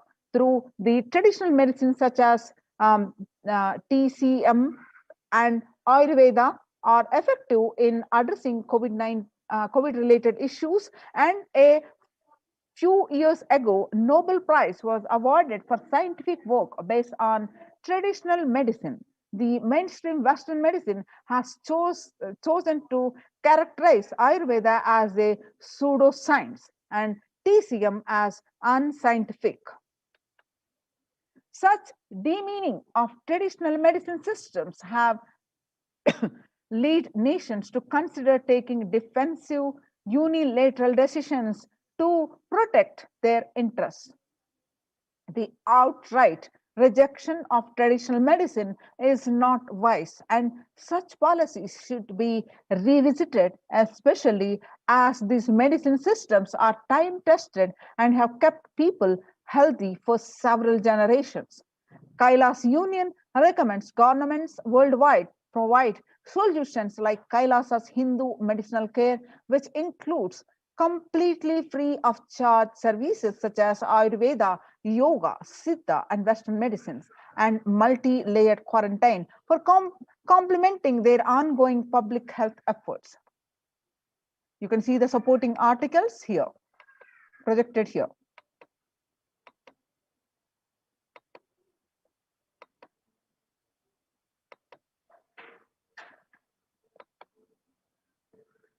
Now,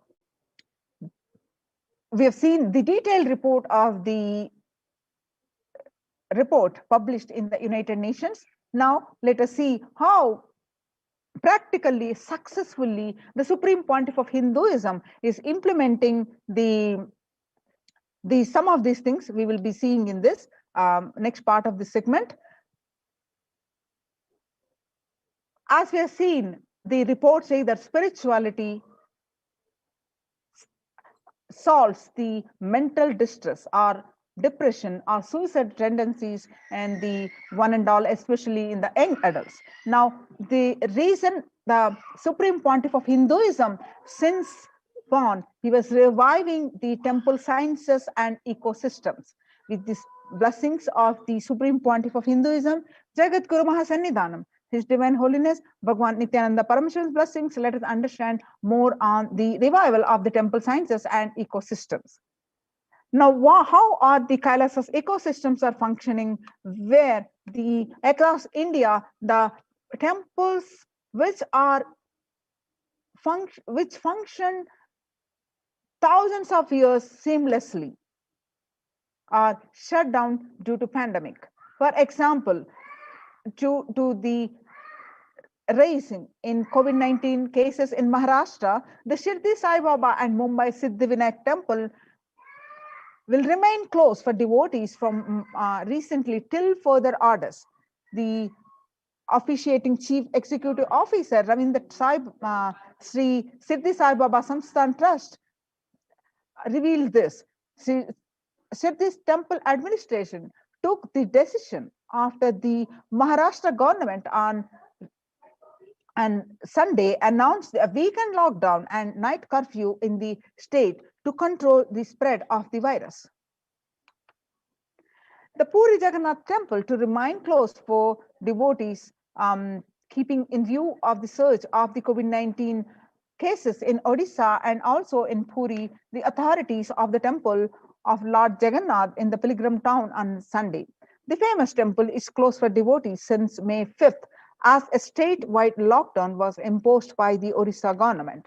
Not only this famous temple, but all the religious places closed for public in Bhubaneswar, as the city records the highest daily COVID surge, with the Odisha capital Bhubaneswar registering the highest ever single day spike of 581 new COVID-19 cases. The local municipal authorities recently declared the closure of all religious places like temples, mosques, gurudwaras, and churches for the devotees from Wednesday till further orders.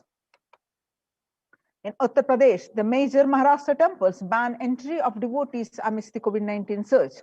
Two major temples of the Sapta Devalaya, the cluster of 7 temples, and Vrindavan on Sunday banned the entry of the devotees in view of the rising COVID-19 cases. On the other side, the Gujarat Somnath temple is closed for darshan amidst the COVID-19 surge. In view of the surge in the COVID-19 infection, the Somnath Temple Trust has announced that the temple will remain shut for devotees from April 11th for an indefinite period.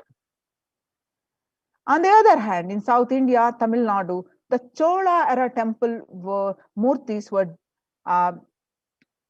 has been vandalized in Pudukkotte, Tamil Nadu. A devotee who went to temple was shocked to find all the murtis in the temple in a beheaded state.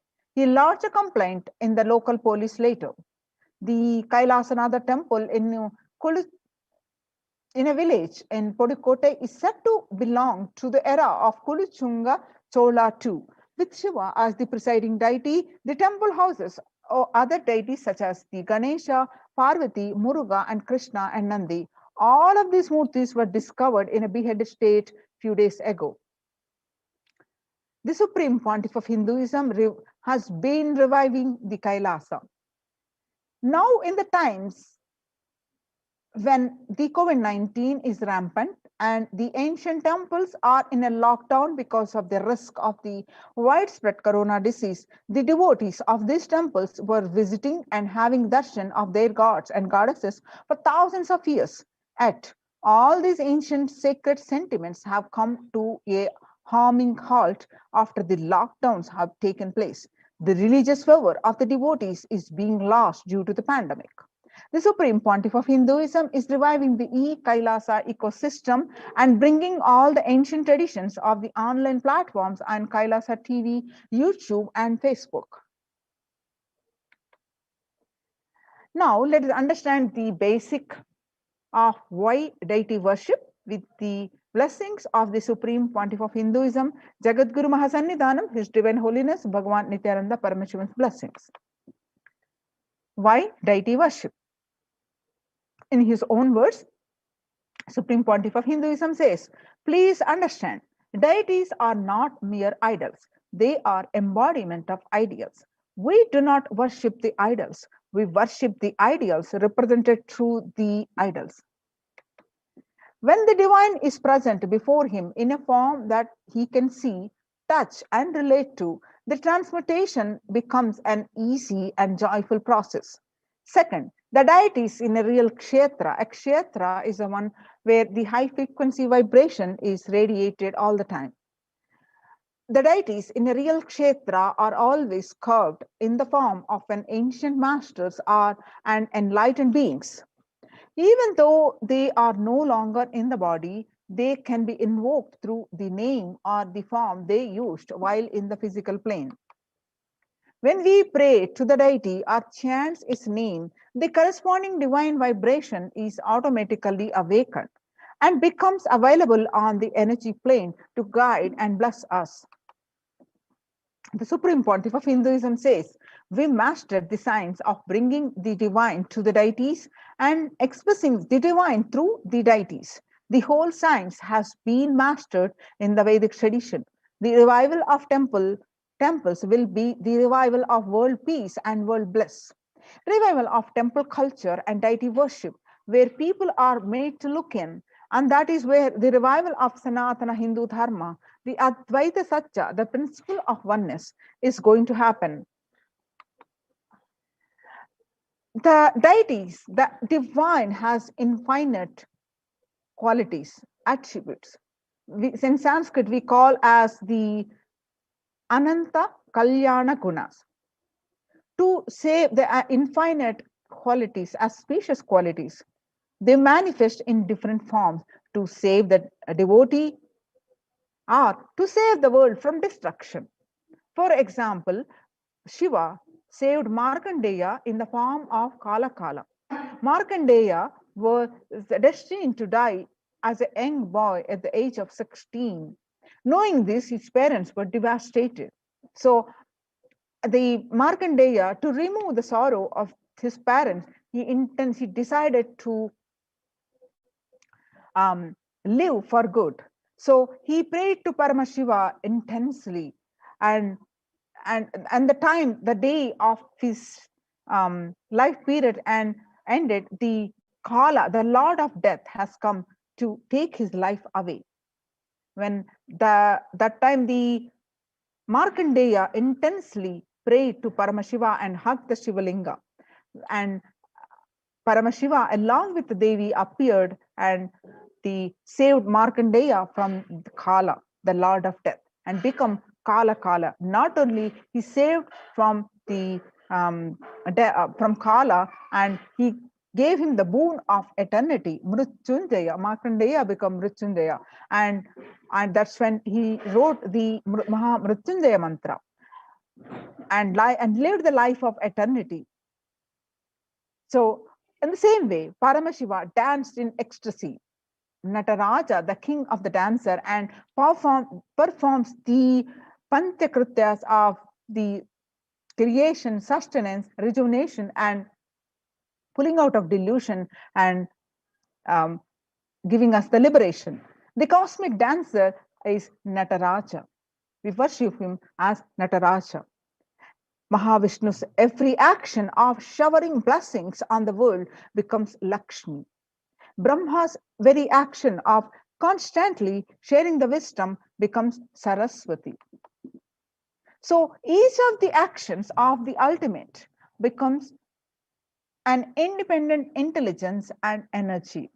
When you connect with those independent intelligences, those deities, whatever you want immediately happens. Whatever result you want, worship with rights those divine energies who are the personification of those specific actions. Immediate results are achieved by connecting with those deities. In this world, this can be a powerful method through which you can achieve whatever you want in your life.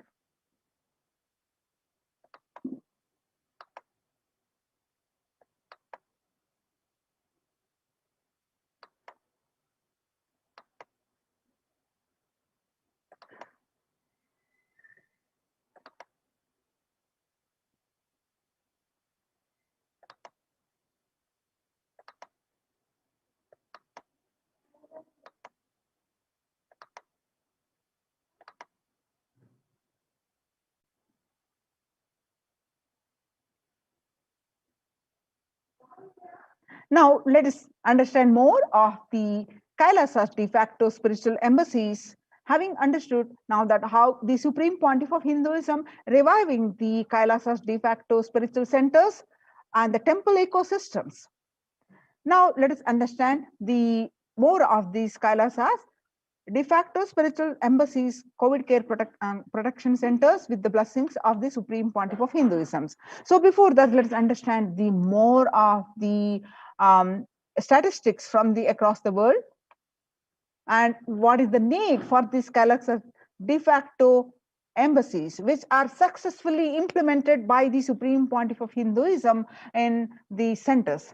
So if you see the world statistics today, younger adults are more likely to report symptoms of anxiety and or depressive disorder during the COVID-19 pandemic. If you see the statistics, the ages from 18 to 24, the young adults are at the 56.2 and ages 25 to 49, 48.9, and ages 50 to 64, it is 39.1, and ages 65, it is 29.3.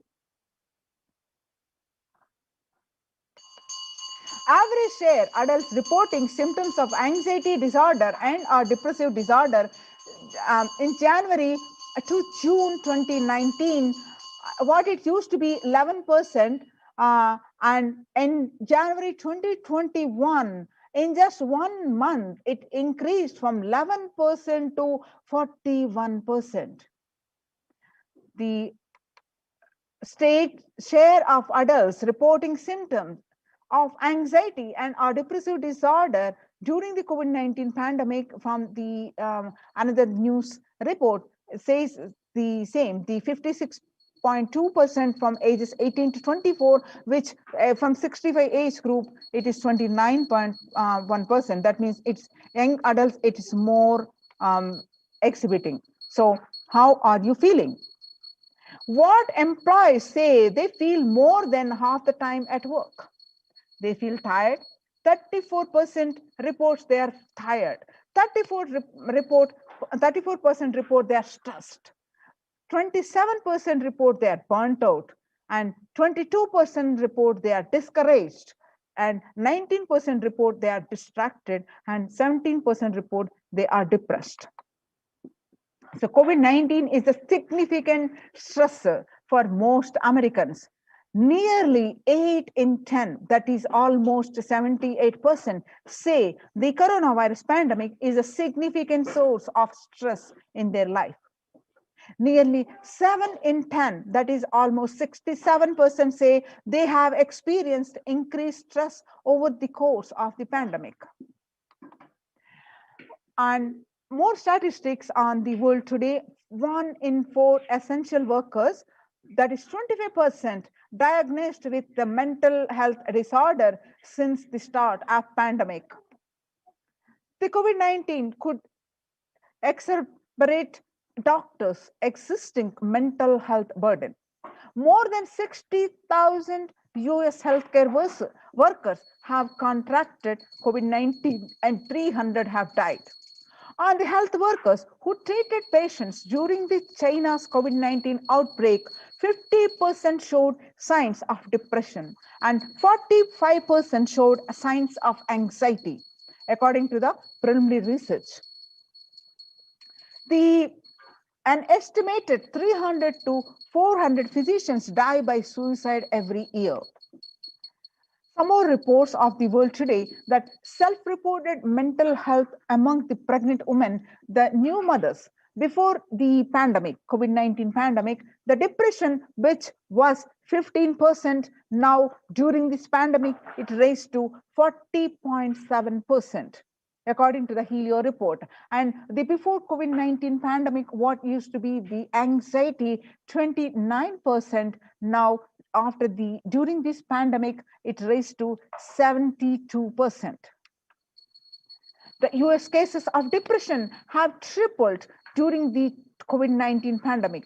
A large study finds a dramatic increase in the number of adults in the United States reporting symptoms of depression during the COVID-19 pandemic. The number of adults experiencing depression in the United States have tripled. According to a major study, researchers estimate that more than 1 in 4 US adults now report experiencing symptoms of depression. Before the pandemic, 8.5% of US adults have reported being depressed. That number has risen to 27.8 as the country struggles with the COVID-19. And some more reports from World Today that young workers hit the hardest. Ages 20 to 25, about 89% reports the burnt out. They report, and 26 to 37% report 83%, and 73% of ages between 38 to 54% report, and the 62% report from 55 to 74 age, which reports of burnt out. Now, let us see the contributions from Kailasa's Department of Human Services with the blessings of the Supreme Pontiff of Hinduism. Let's understand the Kailasa Department of Enlightened Civilization present, and Kailasa Department of Religion and Worship, and Department of Human Services, and each of Kailasa's temple ecosystems consider the right of happiness to be the highest fundamental right of all human beings, in fact, all beings. The ultimate goal for Hinduism and Kailasa, led by the Supreme Pontiff of Hinduism, Jagadguru Mahasannidhanam, His Divine Holiness Bhagwan Nithyananda Paramashivam, is the material and spiritual well-being and prosperity of humanity. Kailasa is a place where the everything related to superconsciousness is revived. All the sampradayas, all the spiritual ecosystems created for enlightenment will be revived and established in such a way it never gets lost again. They are there forever serving the humanity. Now let us see how the Supreme Pontiff of Hinduism reviving tirelessly for 220 plus years, reviving the Kailasa's ecosystems. The picture that you're seeing is from the 21st October 2006. Following a meditation under the sacred banyan tree in Adi Kailasa, the peacekeepers of Kailasa, along with the children and the Nithyananda Gurukul, celebrate the auspicious occasion of the Diwali. The Diwali is the traditional national celebration which is celebrated in the Adi Kailasa, Bidadi, Bangalore.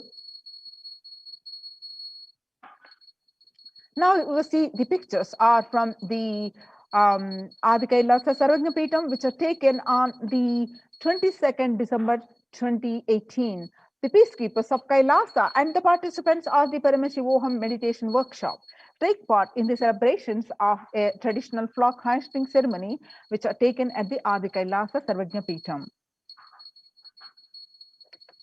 Now you are seeing the pictures way back in 2006 on 14th December. The Supreme Pontiff of himself conducting the Nithyananda Spurana Convention, which is also called the Life Bliss Program Level 2. A meditation workshop is conducting at the Chennai, South India. And one more picture from 17th December 2006, the Supreme Pontiff of Hinduism himself conducting the Nithyananda Spurana Convention, the Life Bliss Program Level 2 at St. Peter's Engineering College, Chennai, India, where you find the thousands of devotees are participating in this convention. The blissful pictures that you're seeing are where the peacekeepers of Kailasa and the Supreme Pontiff of Hinduism embark on a Himalayan Yatra, the traditional sacred pilgrimage to the Himalayan mountains and up to the river Ganga, Harshil. These pictures are taken on 26th May 2006. The pictures that you're seeing where the Supreme Pontiff of Hinduism receiving and welcoming thousands of devotees on the procession at the temple ecosystem of Tirunamalai, which serves as the driving factor in maintaining the lifestyle of health, wealth, and well-being for the citizens of Tirunamalai. This is one of the remaining temple ecosystems in India. Now you're seeing the pictures of the from the Adi Kailasa, which is taken on 31st December 2018, where you find the peacekeepers of Kailasa and the participants of the Paramashivoham meditation workshop take part in morning meditation and traditional puja or ritualistic worship. Now you're seeing the pictures of the peacekeepers of Kailasa, led by the Supreme Pontiff of Hinduism, take part in Karaseva. Karaseva is the voluntary contribution of physical service towards the cleaning or construction of the sacred Hindu temple. At the Adi Kailasa Sarvajna Peetham, this picture is taken on 11th September 2016. Now you see the picture, the Kailasa's ecosystems around the world. You can see the de facto Kailasa's embassies across the world, across the continents. Now you're seeing the pictures where you find the Supreme Pontiff of Hinduism along with his guru, the Mataji Vibhudananda Puri, which is traditionally handed over the Kailasa in Tirunamalai, the passed down to the hands of the Mataji Vibhudananda Puri, traditionally passed on to the hands of the Supreme Pontiff of Hinduism. And the rightmost picture that you see taken on 2017, the first picture taken on 1994, and the second picture is taken on in the year 2017. Kailasa in Tirunamalai receiving the visitors and delegates for the Kalpataru meditation workshop and Shivadiksha. The pictures that you are seeing now are taken on 11th March 2017. Kailasa in Tirunamalai, the thousands arrived to celebrate the enlightenment ecosystem and to traditionally meet the Supreme Pontiff of Hinduism, Jagadguru Mahasannidhanam, His Divine Holiness Bhagwan Nithyananda Paramashivam. Now you are seeing the pictures are from the Kailasa in Los Angeles, California. As a 25,000 square foot temple complex housing over 80 plus deities. It is one of the largest Hindu temple ecosystems in the West and is the headquarters of the Western Hemisphere. Now you're seeing the pictures are from the Kailasa in Columbus, Ohio. The first temple established by the Supreme Pontiff of Hinduism outside of India. The temple physically came to life in just 9 months. The chief presiding deity of the temple are Sri Nithyanandeshwara Paramashiva and Nithyanandeshwari Paramashakti. The deities are 7 feet tall granite and weighing 6 tons, and their divine faces have been directly hand-carved by the Supreme Pontiff of Hinduism. Now you are seeing the pictures are from Kailasa in Seattle, Washington, housing the blissful dancing form of Ganesha, the largest living Nataraja deity outside of India. The Kailasa in Seattle is also known as the Chidambaram of the West. Chidambaram temple, the ancient Hindu temple where Paramashiva resides as Nataraja, the cosmic dancer and expression of the Akasha or space. The Nataraja also been revealed to be the center of the Earth's magnetic equator. Now you're seeing the pictures are from Kailasa in San Jose, California. Inaugurated in 2009, Kailasa in San Jose radiates the energy of the Madurai Meenakshi temple. The chief presiding deities of the temple are Devi Meenakshi and Nithyanandeshwara Linga and Nithyanandeshwara Paramashiva and Devi Nithyanandeshwari Paramashakti, which have been created, installed and energized by the Supreme Pontiff of Hinduism. The Meenakshi Amman temple is a home to Devi Meenakshi and the divine cosmic mother and the consort of Lord Sundareshwara, the most blissful form of the Lord Shiva. Now you are seeing the pictures in St. Louis, Missouri, USA. Alongside the Shivalinga and Nithyananda Ganesha, the Kailasa in St. Louis carries the energy of Tirumala Tirupati Devasthanam, the south of South India, and houses one of the tallest Venkateshwara deities in North America, along with his consorts Sri Devi and Bhudevi. The beautiful landscape nestled among the woods and the rolling hills of Missouri stretches for 20 acres. Tirumala Tirupati is one of the most beloved of Lord Vishnu, whose temple is the most visited of any religion in the world. Now you're seeing the pictures are from Kailasa in Houston, Texas. Formally inaugurated in 2017, the Supreme Pontiff of Hinduism has declared the Kailasa in Houston as the Parihara Sthala for all the Navagraha doshas.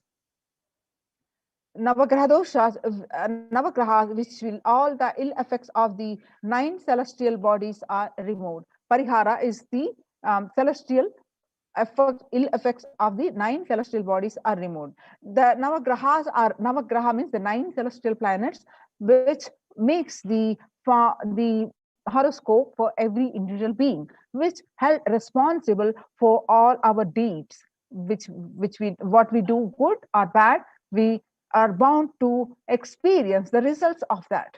So, but in a course of time, if one decides to repent, one decides to go in the right path, the path of the divine, then Navagrahas, the effect will be rectified. That Parihara Sthala, the Houston temple is Supreme Pontiff of Hinduism, bless the Houston temple as the Parihara Sthala. Now you're seeing the temple, Kailasa in Toronto, Canada. Inaugurated on July 11th. Kailasa in Toronto is the only Hindu temple in the West, with all 63 Naimanas and 18 Siddhas residing as deities. The temple deities here are seated exactly as they existentially preside in Kailasa around Paramashiva, the primordial Hindu deity. The Naimanas, the 63 Naimanas are the most endearing, the notable saints of Hinduism, and the Siddhas are meaning the accomplished, perfected one. Now, some more pictures are from the Kailasa in Toronto, Canada, active and alive from 2011 onwards. Kailasa in Toronto has been blessed to radiate the super consciousness energy of Kailasa. The temple ecosystem goes to providing various temple services to the community, such as Annadan and traditional Hindu ceremonies. Now we will see the Department of the Enlightened Civilization presents, with the blessings of the Supreme Pontiff of Hinduism, how the participants of the Kailasa's de facto spiritual centers are protected, and their level of physical health, their level of mental health are being raised, and multi-layered quarantine ecosystems. So how the morning spiritual routine and the enlightened ecosystem looks like. Now let us see the revelations to the world by the Devi Parashakti on 12th May 2021. The Devi revealed that I came as Nija Avatar and I am blessing you. Listen, people, listen. To do good to all of you, I have taken the form of Nithyananda and came down as Nija Avatar. People of India, listen. Carefully listen. Time after time, Bharatam is Jnana Bhumi, where enlightened beings come. We cannot make Jnana Bhumi as infertile. Enlightened beings have to come. They have to live, it has to flower. Few hypocrites, because they are stuck in delusion, we cannot sacrifice the world.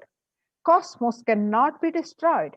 The ship I did to save the cosmos from being destroyed, that is called Adi Kailasa. The ship I did to protect beings from Pralaya is Adi Kailasa. Because of conspiracy of Drohis and enemies rule, the captain has to leave the ship. Before 12 years, knowing the great deluge that is going to happen, all Aushadas by this Guru Purnima, that Jnana Rasavadam, Navapashana is going to flower. Allow people to come and take dip in Navapashana flower. People, whoever comes and dip in by this Sarovar, they will not have death.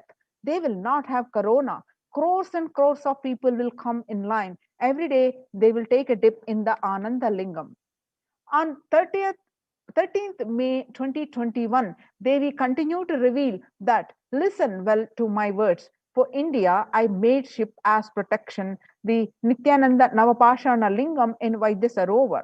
Go to Adi Kailasa, O Indians, listen. All those regretting losing Nithyananda Nija Avatara without confusion and without talking just as a lip service, just go to Adi Kailasa. Scores of people will come there looking for health, Navapashana water feast and medicine, to get health and protection and enlightenment, to protect India from the great destruction. I, Parashakti, made this huge ship. Even if captain is not there, ship is there.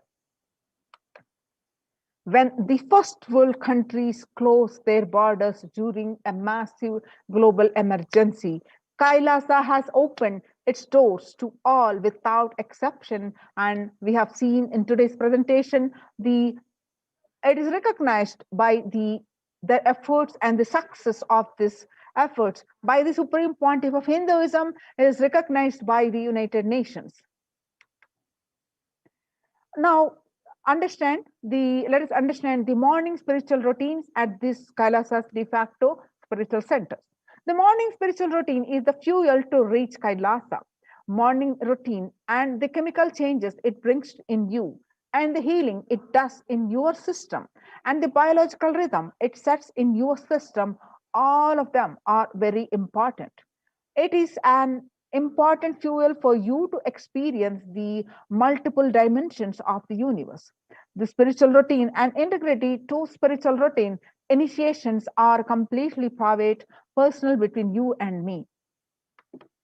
Members of Kailasa's Protective Prevention Multi-Layered Quarantine Initiative take part every day in the morning spiritual routine here in Adi Kailasa Sarvajna Peetham. The morning spiritual routine consists of the Nithyananda Yoga, Panchakriya, the Nitya Prataksha Pada Puja, and the Kashayam, the herbal drinks, and the Nitya Satsang.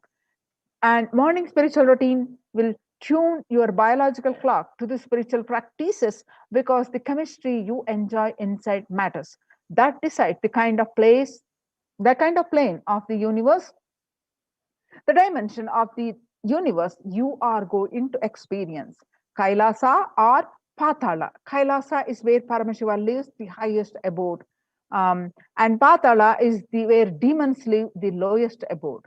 Swarga or Naraka. Swarga is the heaven and Naraka is the hell. So morning spiritual routine is the direct path to Kailasa. Supreme Pontiff of Hinduism says that persons who is in love will wait to spend time with the beloved. If you are a seeker, and you will be waiting for this 5 hours every day, because that is the time you get near what you are seeking closely. A person who is in love will be waiting to spend time with the beloved. A person who is seeking will be waiting to spend this 4 hours, because this is the time you get closest to what you are seeking. Your seeking takes shape into the system. When your beloved comes near you, if you are tired and love is gone, dead. During the morning 4 hours, if you are bored, your seeking is dead and gone. You need thorough overhauling inside you. You need to ask yourself, and you need to question many of your answers. You need to bring pure questioning back to your life, says Supreme Pontiff of Hinduism. Now, let's understand a little bit more details of this morning spiritual routine. Soon after you wake up, you do the Panchakriya. Panchakriya involves the 5 powerful processes to remove toxins and impurities from your system. Just like how we take a shower every day to clean the external parts of our body, Panchakriya is a powerful cleansing process which cleanses the internal organs of our body, keeping it cool. These techniques not only cleanse our body, but brings a peace and balance to our mind, and lightness and bliss to our being. And after that, we do the yoga. When we do the yoga, you experience your entire body becoming an Amrita Sharira. Amrita is a nectar. So Amrita Sharira is body. So body filled with nectar. You become an ecstatic body that just by air, without any external touch. In puja, you experience the space of bhakti, devotion, the space of surrender that occurs to you from this devotion moves you from the I, which is so heavy, to Guru or God. This surrender allows us to drop all the unnecessary baggage from the head. One of the beautiful pujas in Hinduism is Rudrabhishekam. In Rudrabhishekam, we offer sacred baths to Shivalinga while chanting the powerful mantras. The Shivalinga is a deity which beautifully represents the divine. Its form indicates how God is beyond form and formless. Puja, we sit down and connect with the God by performing the Rudrabhishekam. O Sadashiva, O God, I know you are the source of everything. You are everything and you are in this Shivalinga. You are in this body and let me connect with you. Let you reveal yourself to me. When we sit in that power, we sit with that context. We do the action of Rudrabhishekam, we experience the Bhavasamadhi. Only in Bhavasamadhi can give us the highest taste and higher joy in life. Rudrabhishekam is a beautiful ritual which allows us to experience the Bhavasamadhi of Shivoham, that I am divine. The morning spiritual routine, when we are integrated to that, we manifest Shaktis and spiritual powers with the morning spiritual routine. If you just follow this morning 5 hours enough, you will have Vak Shakti and all Shaktis manifesting in you, because all the obstacles for manifesting Shaktis, the tiredness, boredom, pitta, fatigue, everything will be churned out in that morning 5 hours. The morning puja is the most powerful mandala process, Shakti Pata, the melting your being, and then sitting and listening to the sacred truths. Constantly inspiring, engaging, alive, and awakening. Just this morning 5 hours, if you can bring integrity and authenticity, all the obstacles stopping you from proper manifestation will disappear. You can perform all the spiritual practices by yourself, like morning yoga, nitya puja, but there will always be a risk of losing your initial inspiration and excitement after a few days and after a few weeks. Living in the enlightenment ecosystem, even if your boredom and tiredness try to pull you down, the Sangha will protect you, help you by giving a wake-up call and supporting you to complete your incompletions. No. So join the COVID care protection centers, which is now recognized, appreciated by the United Nations. I'm sorry. Join these highly appreciated, recognized by the United Nations, these COVID care protection centers. Register now through the link below, https://kailasa.org/Kailasa care. The https://kailasa.org, KAILAASA, kailasa.org/Kailasa care, KAILASA, Kailasa care, CARE. So join now, and these COVID care protection centers, register now. So we'll be moving on to the next segment after a short break.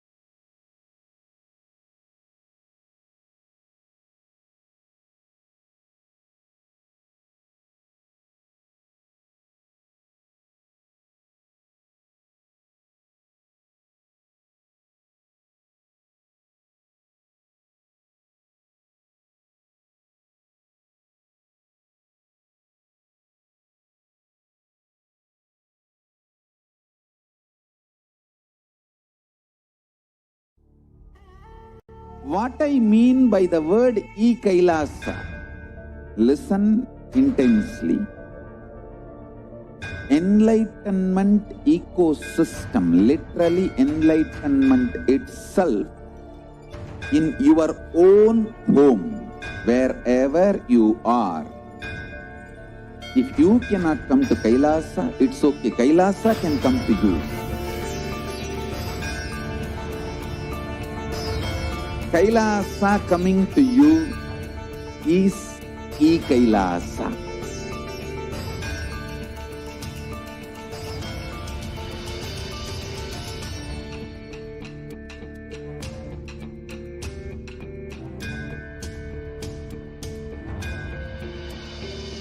I will revive Hinduism. I am a Hindu revivalist, not by any revolution, but by evolution.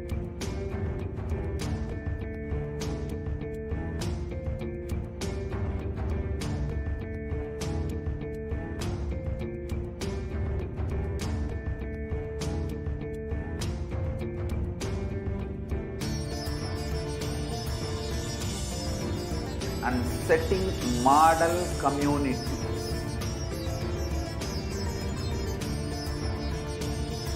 Kailasa, enlightenment ecosystems, Sarvanya Peethas all over the world.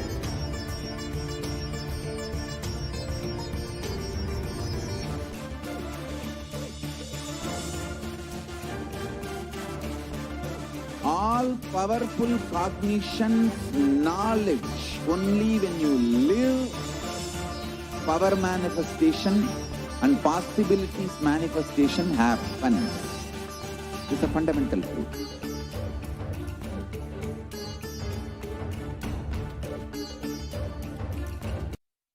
Connecting with the divine with your eyes closed is meditation. Connecting with the divine with your eyes open is darshan. Come, let us all now move from meditation to darshan. Slowly, very slowly. Connecting with the divine with your eyes closed is meditation. Connecting with the divine with your eyes open is darshan. Come, let us all now move from meditation to darshan. Slowly, very slowly, please open your eyes.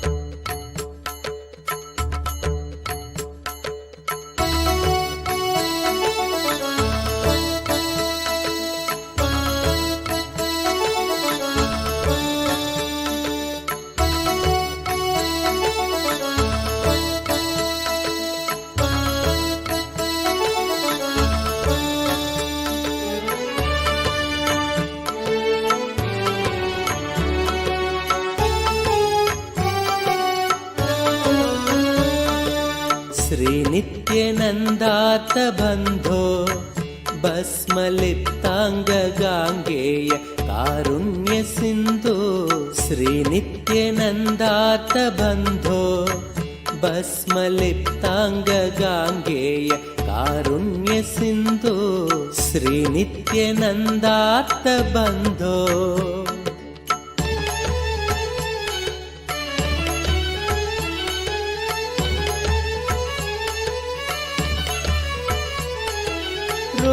रुद्राक्षधारिन् नमस्ते रौद्ररोगं हरत्वं परारेर्गुरोर्मे रुद्राक्षधारिन् नमस्ते रौद्ररोगं हरत्वं परारेर्गुरोर्मे राकेन्दुवक्त्रं भवन्तं माररूपं कुमारं भजे कामपूरम् राकेन्दुवक्त्रं भवन्तं माररूपं कुमारं भजे कामपूरम् श्रीनित्यानन्दा नमस्ते गुरुनित्यानन्दा नमस्ते श्रीनित्यानन्दा नमस्ते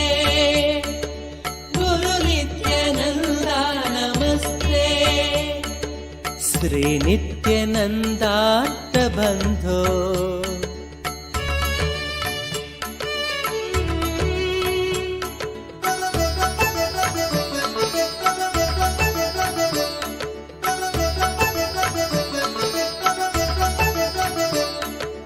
ಮಾಂ ಪಾಹಿ ರೋಗಾದ ಘೋರಾತ್ ಮಂಗಲಾಪಾಂಗ ಪಾದೇನ ಭಂಗಾತ್ ಸ್ವರಾಣಾಂ ಮಾಂ ಪಾಹಿ ರೋಗಾದ ಘೋರಾತ್ ಮಂಗಲಾಪಾಂಗ ಪಾದೇನ ಭಂಗಾತ್ ಸ್ವರಾಣಾಂ ಕಾಲಾಚ ದುಷ್ಪಾಕ ಕೂಲಾತ್ ಕಾಲ ಕಾಲಸ್ಯ ಸೂನುಂ ಭಜೆ ಕ್ರಾಂತ ಸಾನುಂ ಕಾಲಾಚ ದುಷ್ಪಾಕ ಕೂಲಾತ್ ಕಾಲ ಕಾಲಸ್ಯ ಸೂನುಂ ಭಜೆ ಕ್ರಾಂತ ಸಾನುಂ ಶ್ರೀ ನಿತ್ಯಾನಂದ ನಮಸ್ತೆ ಗುರು ನಿತ್ಯಾನಂದ ನಮಸ್ತೆ ಶ್ರೀ ನಿತ್ಯಾನಂದ ನಮಸ್ತೆ ಗುರು ನಿತ್ಯಾನಂದ ನಮಸ್ತೆ ಶ್ರೀ ನಿತ್ಯಾನಂದಾರ್ಥ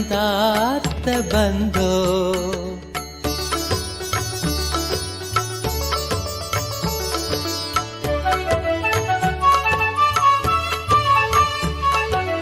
ಬ್ರಹ್ಮಾದಯೋ ಯಸ್ಯ ಶಿಷ್ಯ ಬ್ರಹ್ಮಪುತ್ರ ಗಿರೌ ಯಸ್ಯ ಸೋಪಾನಭೂತ ಬ್ರಹ್ಮಾದಯೋ ಯಸ್ಯ ಶಿಷ್ಯ ಬ್ರಹ್ಮಪುತ್ರ ಗಿರೌ ಯಸ್ಯ ಸೋಪಾನಭೂತ ಸೈನ್ಯಂ ಸುರಾಕ್ಷ್ವಾಪಿ ಸರ್ವೇ ಸಾಮವೇದಾದಿಗೇಯಂ ಭಜೆ ನಿತ್ಯಾನಂದಂ ಸೈನ್ಯಂ ಸುರಾಕ್ಷ್ವಾಪಿ ಸರ್ವೇ ಸಾಮವೇದಾದಿಗೇಯಂ ಭಜೆ ನಿತ್ಯಾನಂದಂ ಶ್ರೀ ನಿತ್ಯಾನಂದ ನಮಸ್ತೆ ಗುರು ನಿತ್ಯಾನಂದ ನಮಸ್ತೆ ಶ್ರೀ ನಿತ್ಯಾನಂದ ನಮಸ್ತೆ ಗುರು ನಿತ್ಯಾನಂದ ನಮಸ್ತೆ ಶ್ರೀ ನಿತ್ಯಾನಂದಾರ್ಥ ಬಂಧೋ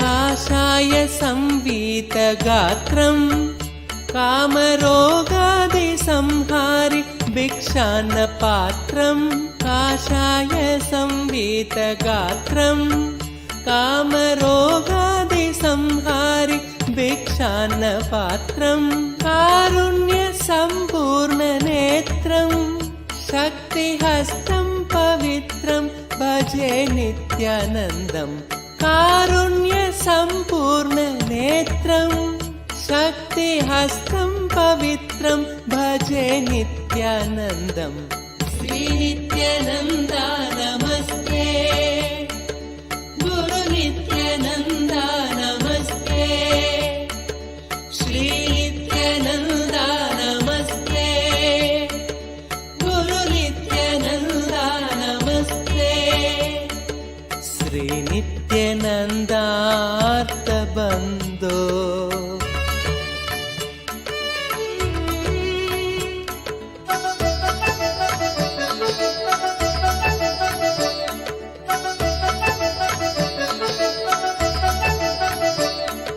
ಶ್ರೀ ನಿತ್ಯ ಶೈಲೇ ವಸಂತಂ ಸಾಧು ಸಂಗಸ್ಯ ರೋಗಾನ್ ಸದಾ ಸಂಹರಂತಂ ಶ್ರೀ ನಿತ್ಯ ಶೈಲೇ ವಸಂತಂ ಸಾಧು ಸಂಗಸ್ಯ ರೋಗಾನ್ ಸದಾ ಸಂಹರಂತಂ ಓಂಕಾರ ತತ್ವಂ ವದಂತಂ ಶಂಭು ಕರ್ಣೇ ಹಸಂತಂ ಭಜೇಹಂ ಶಿಶುಂತಂ ಓಂಕಾರ ತತ್ವಂ ವದಂತಂ ಶಂಭು ಕರ್ಣೇ ಹಸಂತಂ ಭಜೇಹಂ ಶಿಶುಂತಂ ಶ್ರೀ ನಿತ್ಯಾನಂದ ನಮಸ್ತೆ ಗುರು ನಿತ್ಯಾನಂದ ನಮಸ್ತೆ ಶ್ರೀ ನಿತ್ಯಾನಂದ ನಮಸ್ತೆ ಗುರು ನಿತ್ಯಾನಂದ ನಮಸ್ತೆ ಶ್ರೀ ನಿತ್ಯಾನಂದ नित्यानन्दार्थ बन्धो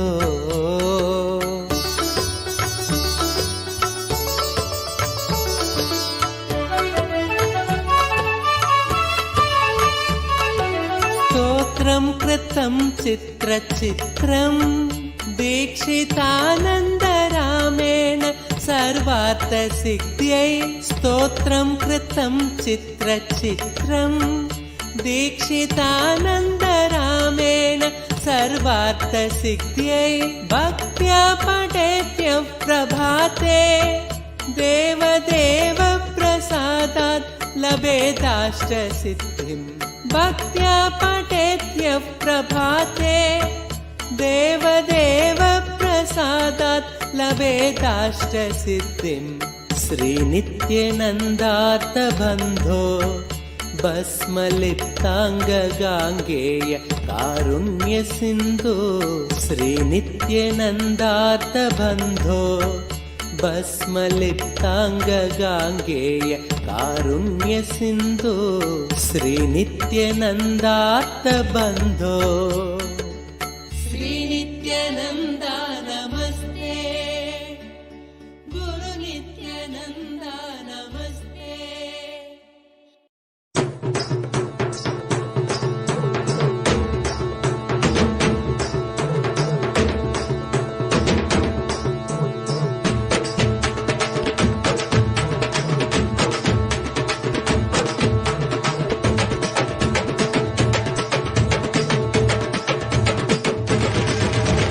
வெள்ளிமலை கைலை விட்டு நித்யானந்தனே தங்கமலை அருணை வந்தாய் நித்யானந்தனே வெள்ளிமலை கைலை விட்டு நித்யானந்தனே தங்கமலை அருணை வந்தாய் நித்யானந்தனே நித்யானந்தனே நீ பரபிரம்மானந்த ஞானி ஆனந்தானுபவத்தை இங்கு அருள வந்த சாமி நித்யானந்தனே நீ பரபிரம்மானந்த ஞானி ஆனந்தானுபவத்தை இங்கு அருள வந்த சாமி வெள்ளிமலை கைலை விட்டு நித்யானந்தனே தங்கமலை அருணை வந்தாய் நித்யானந்தனே வெள்ளிமலை கைலை விட்டு நித்யானந்தனே தங்கமலை அருணை வந்தாய் நித்யானந்தனே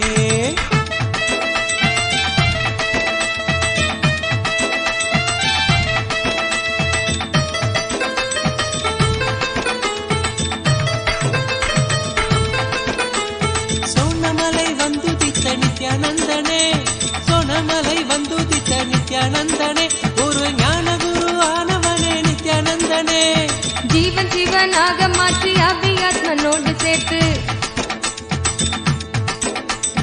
ஜீவன் சிவனாக மாற்றி அவ்வியாத்மனோடு சேர்த்து ஆனந்தத்தின் எல்லை காட்டும் நித்யானந்தனே நித்யானந்தனே நீ பரபிரம்மானந்த ஞானி ஆனந்தானுபவத்தை இங்கு அருள வந்த சாமி நித்யானந்தனே நீ பரபிரம்மானந்த ஞானி ஆனந்தானுபவத்தை இங்கு அருள வந்த சாமி வெள்ளிமலை கைலை விட்டு நித்யானந்தனே தங்கமலை அருணை வந்தாய் நித்யானந்தனே வெள்ளிமலை கைலை விட்டு நித்யானந்தனே தங்கமலை அருணை வந்தாய் நித்யானந்தனே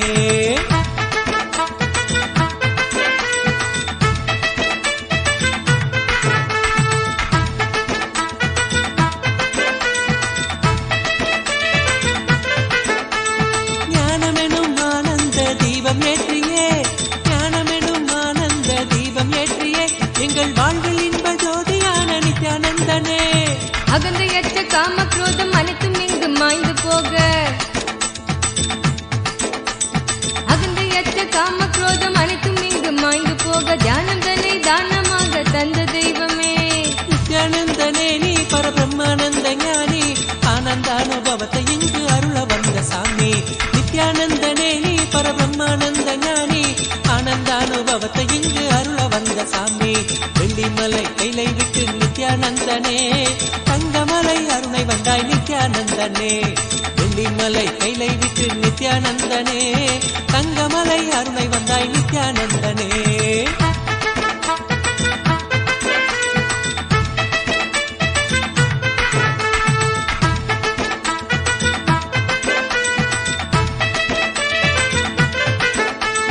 தாரணியின் அவல கோலம் நீக்குவதற்கே தாரணியின் அவல கோலம் நீக்குவதற்கே ஒரு தவத்தின் கோலம் பூண்டனையே நித்யானந்தனே நின் நாமந்தனை நாவில் ஏந்தி ஞான மார்க்கத்தினை பற்றி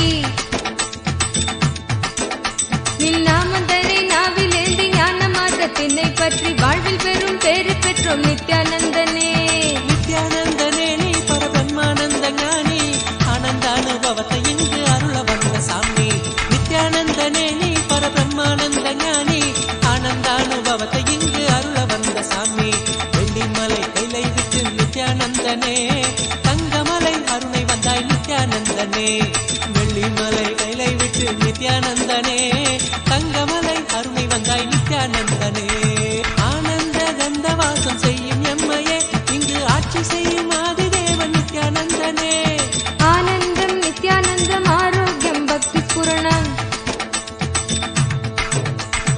ஆனந்தம் நித்யானந்தம் ஆரோக்கியம் பக்தி ஸ்புரணத்தோடு தியான சிகிச்சை தந்த நித்யானந்தனே நித்யானந்தனே நீ பரபிரம்மானந்த ஞானி ஆனந்தானுபவத்தை இங்கு அருள வந்த சாமி நித்யானந்தனே நீ பரபிரம்மானந்த ஞானி ஆனந்தானுபவத்தை இங்கு அருள வந்த சாமி வெள்ளிமலை கைலை விட்டு நித்யானந்தனே தங்கமலை அருணை வந்தாய் நித்யானந்தனே நித்யானந்தனே நீ பரபிரம்மானந்த ஞானி ஆனந்தானுபவத்தை இங்கு அருள வந்த சாமி நித்யானந்தனே நீ பரபிரம்மானந்த ஞானி ஆனந்தானுபவத்தை இங்கு அருள வந்த சாமி அகமாகி ஜெகமாலும் ஆதிசக்தி நீ நித்ய அவதாரமாய் வந்து வாழும் சக்தி நீ வல்வினைகள் வீட்டிடவே கொண்ட துயர் மாய்த்திடவே வல்வினைகள் வீட்டிடவே கொண்ட துயர் மாய்த்திடவே வாழ்வின் பொருளாக நின்ற நித்திய சக்தி நீ நித்யானந்தனே நீ பரபிரம்மானந்த ஞானி ஆனந்தானுபவத்தை இங்கு அருள வந்த சாமி நித்யானந்தனே நீ பரபிரம்மானந்த ஞானி ஆனந்தானுபவத்தை இங்கு அருள வந்த சாமி வெள்ளிமலை கைலை விட்டு நித்யானந்தனே தங்கமலை அருணை வந்தாய் நித்யானந்தனே வெள்ளிமலை கைலை விட்டு நித்யானந்தனே தங்கமலை அருணை வந்தாய் நித்யானந்தனே நித்யானந்தனே நீ பரபிரம்மானந்த ஞானி ஆனந்தானுபவத்தை இங்கு அருள வந்த சாமி நித்யானந்தனே நீ பரபிரம்மானந்த ஞானி ஆனந்தானுபவத்தை இங்கு அருள வந்த சாமி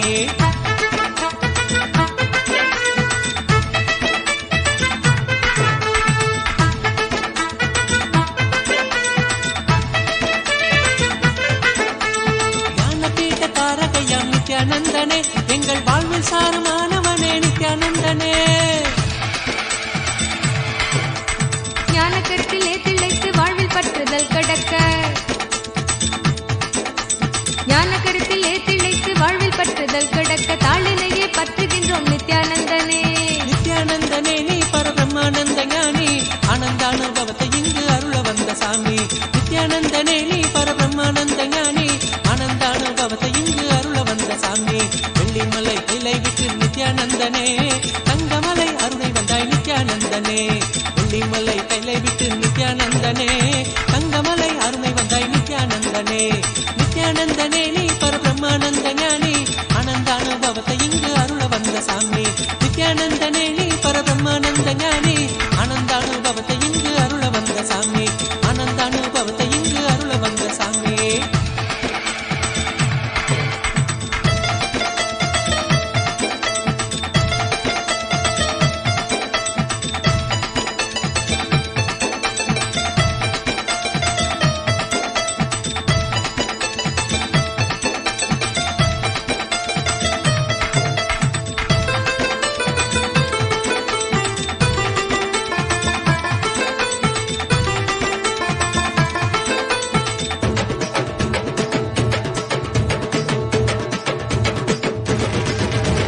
வெள்ளிமலை கைலை விட்டு நித்யானந்தனே தங்கமலை அருணை வந்தாய் நித்யானந்தனே வெள்ளிமலை கைலை விட்டு நித்யானந்தனே தங்கமலை அருணை வந்தாய் நித்யானந்தனே நித்யானந்தனே நீ பரபிரம்மானந்த ஞானி ஆனந்தானுபவத்தை இங்கு அருள வந்த சாமி நித்யானந்தனே நீ பரபிரம்மானந்த ஞானி ஆனந்தானுபவத்தை இங்கு அருள வந்த சாமி வெள்ளிமலை கைலை விட்டு நித்யானந்தனே தங்கமலை அருணை வந்தாய் நித்யானந்தனே வெள்ளிமலை கைலை விட்டு நித்யானந்தனே தங்கமலை அருணை வந்தாய் நித்யானந்தனே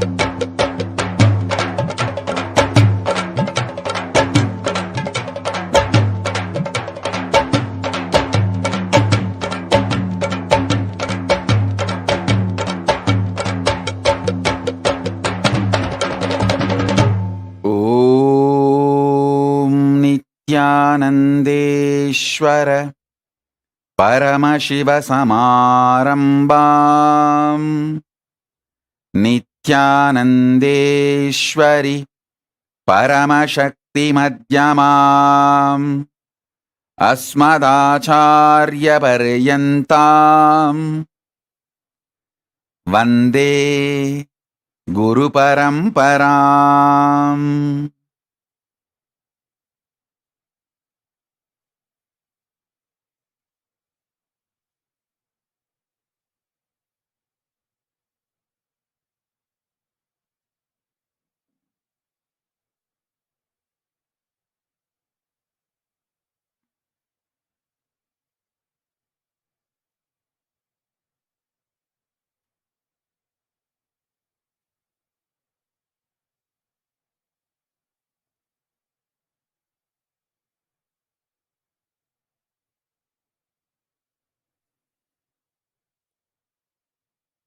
I welcome you all with my love and respect.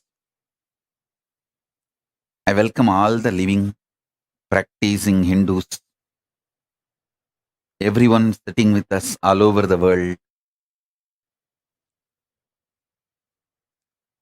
I welcome all of you with my love and blessings.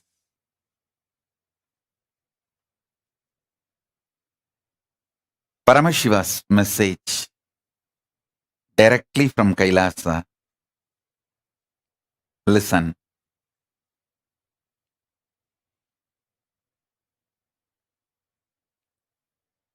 Conscious sovereignty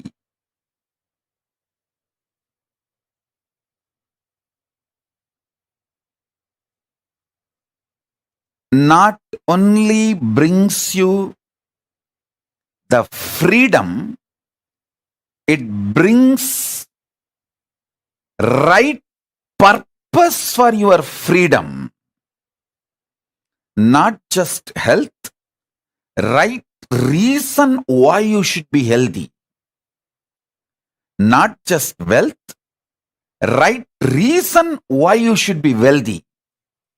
Not just freedom, right reason what for you need freedom, what kind of freedom you need. Understand? Not just powers, what kind of powers you need for your fulfillment. Not just freedom, bringing the purpose for your freedom. Not just bliss, bringing the purpose for your existence. I tell you, the beauty of conscious sovereignty is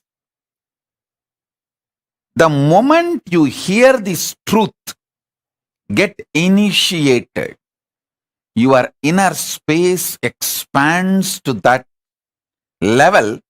You can never go back to the old past, same old personality or identity. You can never back to be same old.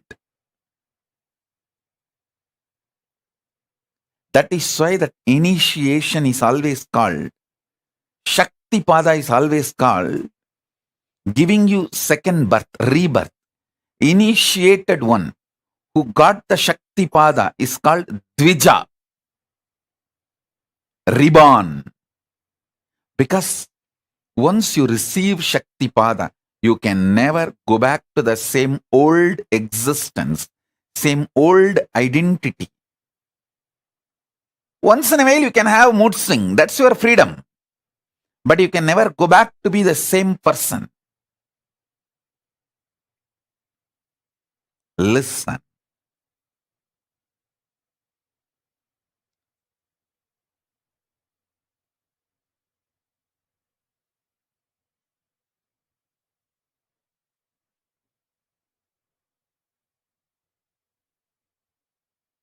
The most beautiful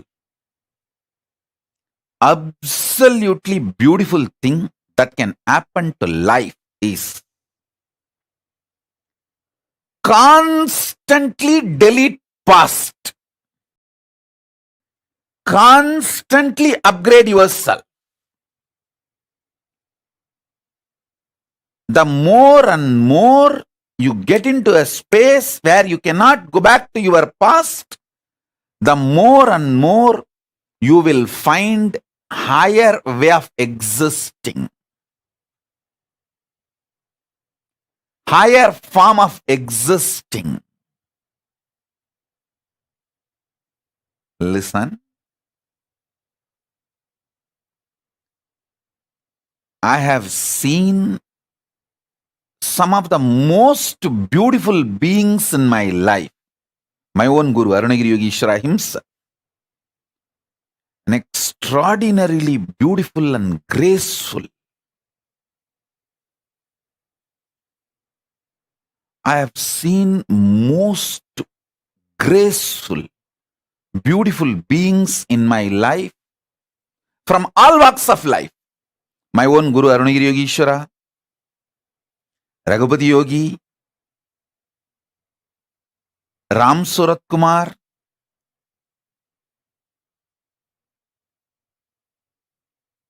at least all these names I uttered, they are all not bound by certain responsibility or organization or organized living.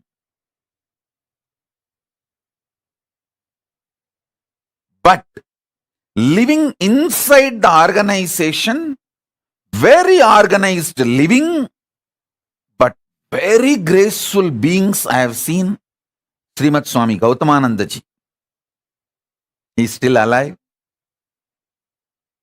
If you are in Chennai or Tamil Nadu, never miss having his darshan. He lives in Chennai, Mailapur, Ramakrishna Mat. Tiruchi Swami, Kailasa Ashram.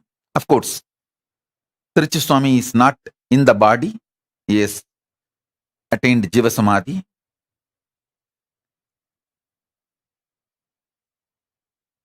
Some of these beings, especially Srimad Swami Gautamananda ji, he is within the organization. Very organized living. But I have seen him in close quarters. The kind of the conscious sovereignty he manifests. An absolute clarity. Extremely powerful understanding of Vedanta, highest truths, unimaginable. Same way, Swami Kamalatmananda, he is still alive. He is the head of the Madurai Ramakrishna Mat. I had the fortune of sitting at his feet and learning. He radiates the grace of Shiva Bhakti. I have seen such wonderful people in my life who demonstrated, who proved that conscious sovereignty, manifesting it, living it is possible in all walks of life. In all walks of life. Whether you are a free living individual or living in an organization or even married and living with wife, a householder life. I have seen so many graceful people in my life radiating conscious sovereignty. Listen carefully.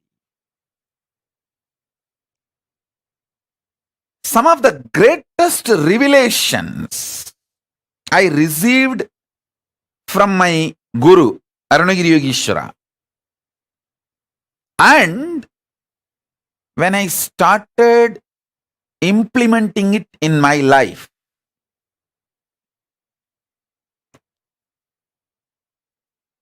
And when I started teaching, and when my disciples who are initiated by me, when they started implementing in their life, and when they came back and gave me the feedback, the right, wrong, good, bad, success, failure,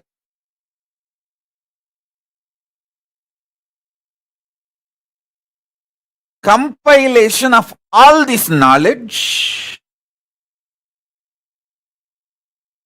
the essence of all this I am sharing with you all. So listen, understand. Three things I wanted to convey. Conscious sovereignty brings not just health for the way you want to live your life.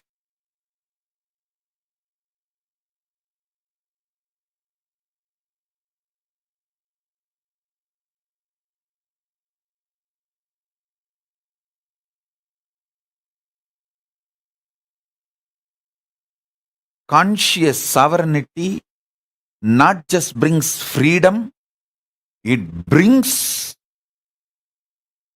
freedom with a purpose. For example,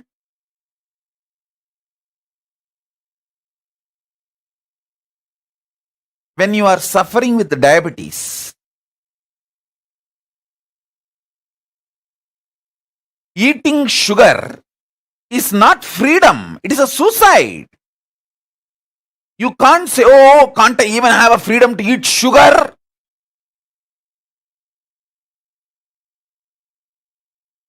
People cry, saying, are they kept in prison? Don't they have the freedom to eat sugar? Hey, listen.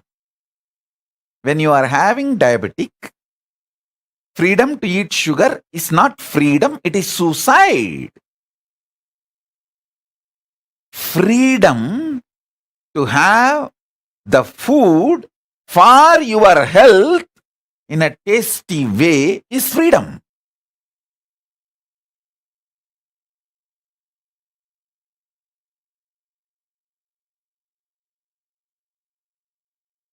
Freedom to do what you want with the right purpose is freedom. See, realizing the right purpose of your life and having freedom to live it, progress towards it is freedom. I feel so happy when I see Soumya and her mother, both of them in the Hyderabad, when they come, religiously they will sit. Especially mother is elderly person, but even if she feels little sleepy, because now it's already 11 o'clock, late night in India. But I have never seen her missing the satsang. Actually, this is freedom.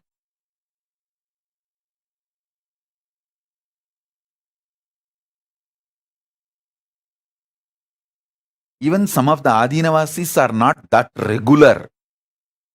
They try to crib, saying, oh, are we put in jail or what? Anytime the satsang, we will have to come and sit or what? 11 o'clock, are we not having freedom to sleep?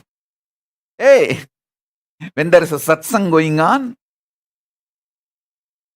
if you have all the infrastructure and you are freed from all other work or responsibility to attend the satsang is the real freedom.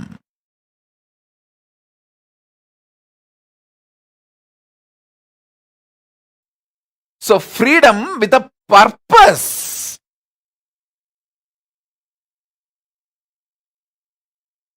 Understand? Freedom for your purpose is the freedom.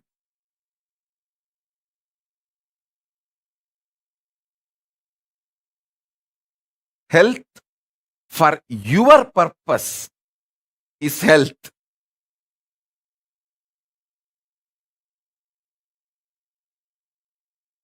Wealth for your purpose is wealth. I tell you, last 3 years, studying many different ideas about economy and many different countries' economy policies, how it is geopolitical centered, how it is the ideology like a communism or socialism or capitalism centered, and how various countries function their economy. There are some countries which gives high interest for deposits. There are some countries which gives minus interest. Means they take money from you to keep your money. So all kinds of economies I studied. I wanted to tell you all few things.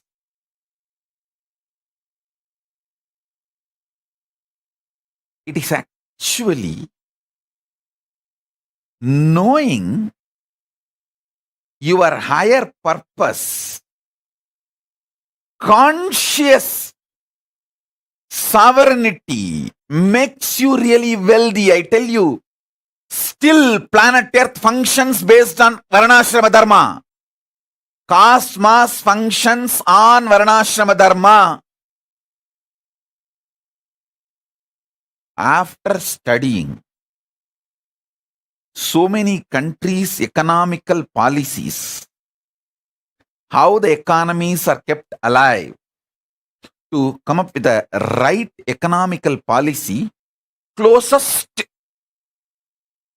to Veda-agamas.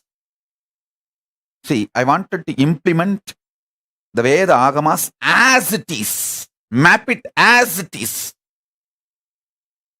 So the closest possible structure on which I can map, so I can fine-tune the whole thing to focus as Paramashiva wanted, the whole Vedagamic civilization.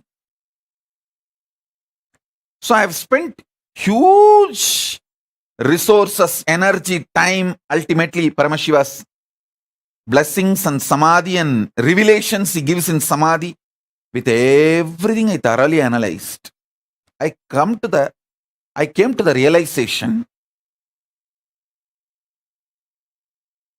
planet Earth runs based on Varnashrama Dharma. Wherever Vaishyas exist with their Vaishya Dharma, that nations become wealthy. The economical intellectuals, their thought currents, and the ecosystem they want to nourish. I am studying the Japanese economical intellectuals and the ecosystem they are nourishing. The US economical intellectuals and the ecosystem they are nourishing. The Indian economical intellectuals and the ecosystem they are nourishing. All this I studied. Finally, I realized, I could see clearly what exactly Paramashiva revealed in Vedas and Agamas and penned down in Dharmashastras. That exact Varnashrama Dharma is the most successful strategy for life. I was studying elaborately.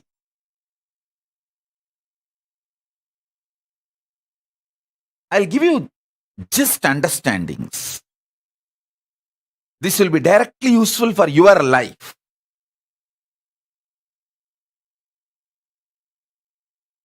there are many countries which attract the investments which is not needed for them.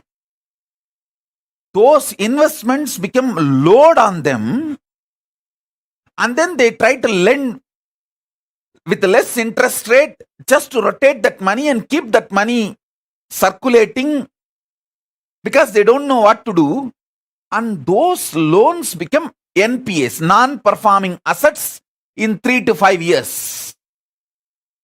It's a vicious circle. They are caught in vicious circle, having wealth without purpose. The conscious sovereignty is not nourished. Listen. If the conscious sovereignty in you is nourished, you build muscles, not fat. You build strength, not load. Same way in your economic principles. I am not saying money is bad. Be very clear. Money is good when you have the purpose. If not, you will not know what to do with it. I have always seen how the Indian middle class people think, first let me become engineer, then I will think what I want to become in my life. By the time you become engineer, you are already a fool and you don't know what to do with your life. And you don't even, see, actually after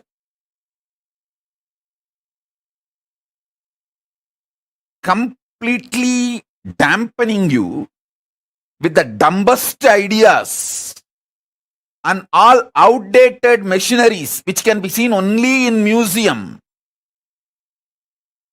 Only those machines you will see in your workshops when you study engineering. The great museum pieces. Only after all this is done, the certificate engineer is given to you. So by the time you absolutely develop the mentality of extremely non-involving and lazy, and your expectation, just because you are here, the society should serve you. That mentality is the source of all corruption you find anywhere in the world. Anywhere in the world.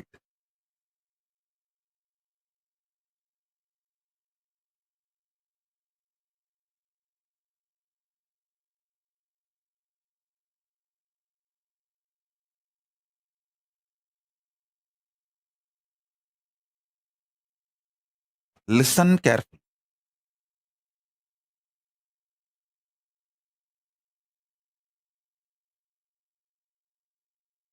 Many times, just like Indian middle class mind thinks, oh, let me become first engineer, then I'll think what I want to become, what I want to do in my life. Same way, you guys think, let me first just acquire money, then I'll do what I want to do with that money. No. First, have conscious sovereignty. The society has become such now, none of you are in poverty and none of you are going to die without food. The moment you found your basic needs, food, shelter, clothes, focus on conscious sovereignty, realizing the core purpose of your existence. That will tell you the purpose for which you want wealth. So when you start working for wealth itself, you will continue to fulfill the purpose. So your life itself will be a joy. Your path and goal will be one and the same. You will be enjoying the very path, not waiting for the goal to celebrate your life. The path itself becomes celebration. I tell you, person who made path itself as a celebration lives in eternal vacation. See, I live in eternal vacation.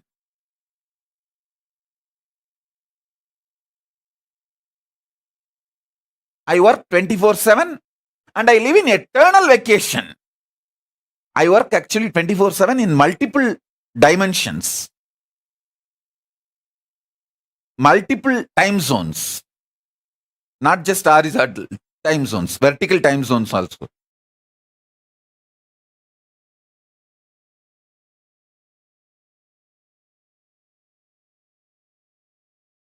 Understand,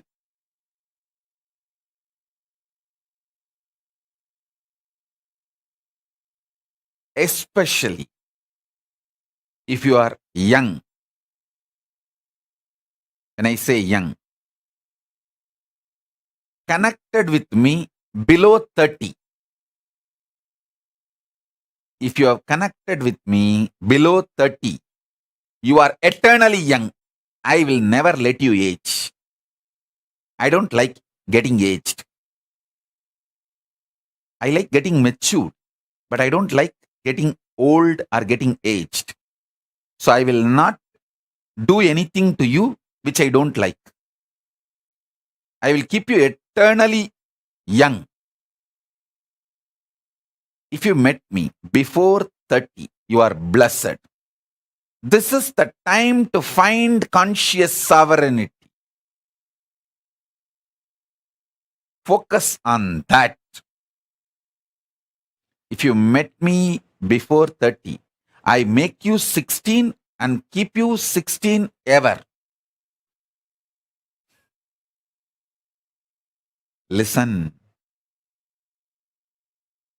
When you find the idea of conscious sovereignty, you will never do the stupidity of questioning your life. Oh, why can't I eat sugar? Eating sugar is not wrong. But when you have diabetes, eating sugar is suicidal. So you are not controlled saying don't take sugar. You are protected.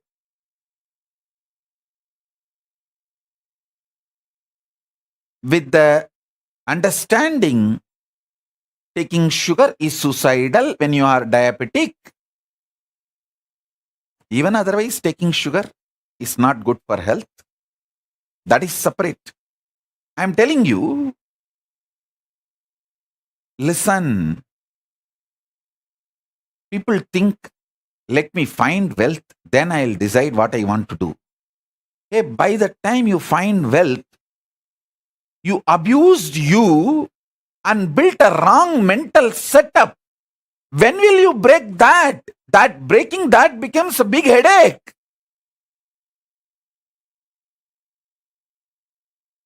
I tell you, with conscious sovereignty, if you find wealth, you will live in absolute aparigraha. I tell you. Listen, I have seen some of the most graceful beings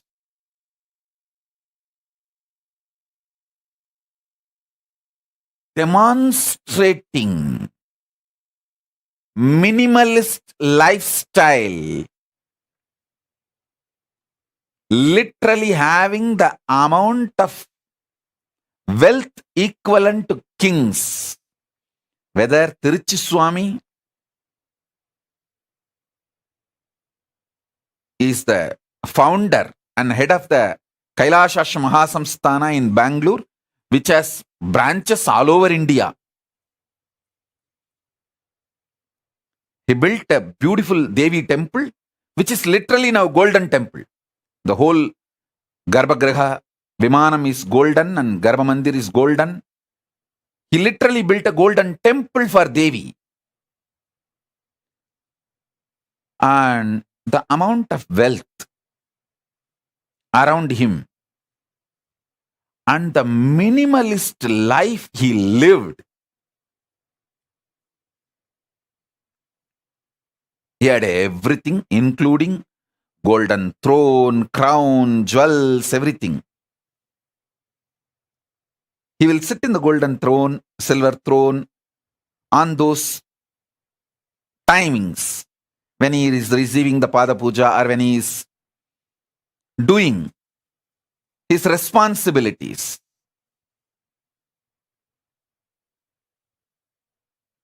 But in his personal life, he will not take one more extra betel leaf from his own garden.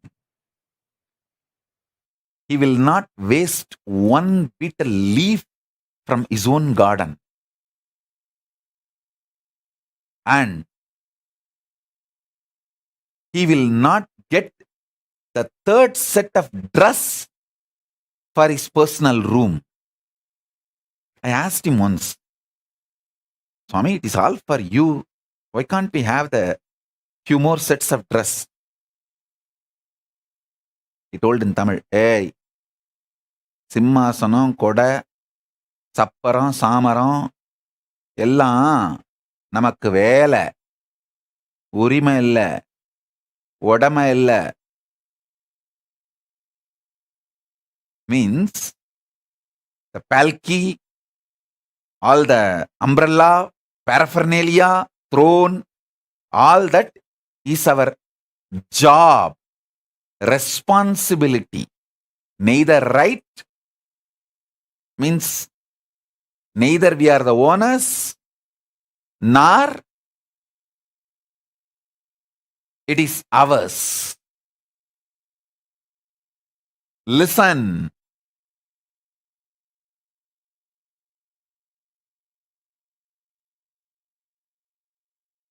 When you find conscious sovereignty, you will have the ultimate clarity about wealth.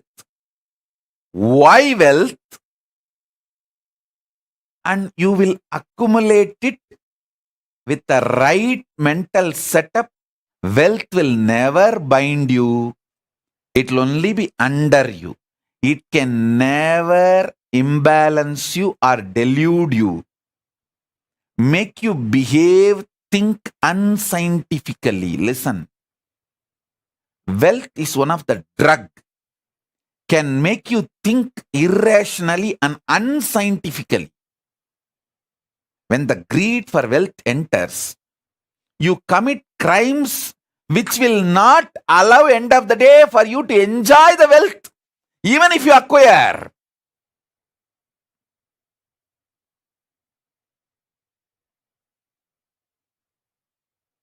That's a funny thing. Listen, greed for wealth is nothing but unconscious lifestyle. The conscious sovereignty will make you realize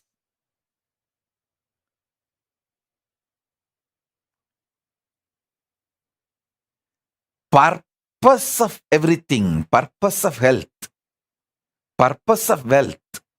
See, what is the purpose of my health?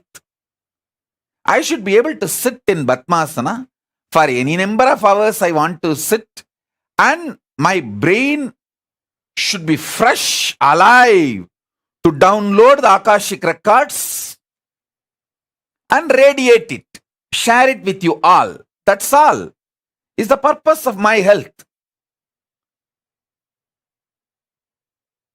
So because I know the purpose, I keep myself healthy for that purpose. Over.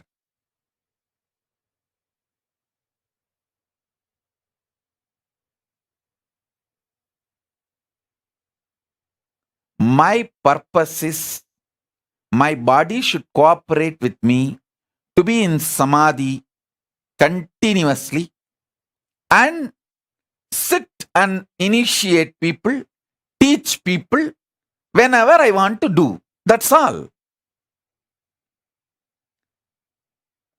Because the purpose is clear. I keep myself healthy for that. Many times, people want to be healthy, they start building six-pack, gymming, bodybuilding, all that. But after a few days, that six-pack and muscles, bodybuilding, the showing, that becomes so important and addictive. People take the banned drugs, steroids to look and lose health.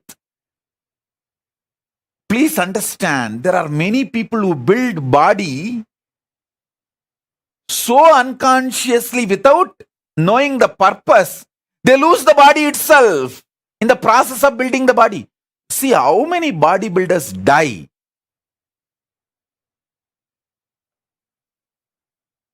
By taking the wrong drugs, steroids to show. I tell you, same way, wealth. There are so many people unconsciously acquired wealth and don't know what to do. That load kills them.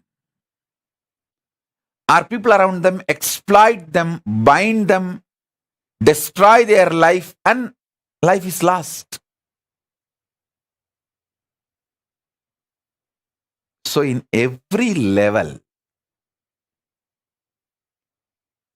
conscious sovereignty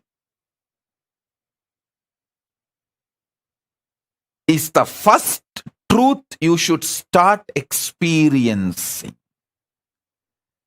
This should be your priority. Understand? Not just wealth, purpose of wealth. Not just health, purpose of health. Not just living unconsciously, purpose why you exist is the basic need for life. Listen.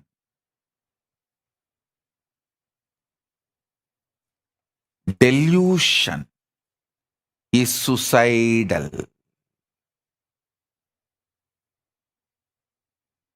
Delusion is suicidal.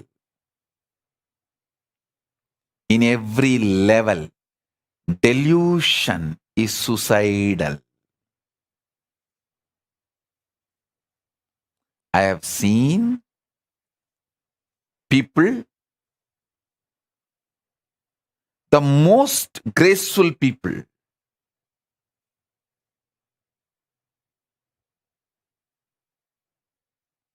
and I have also seen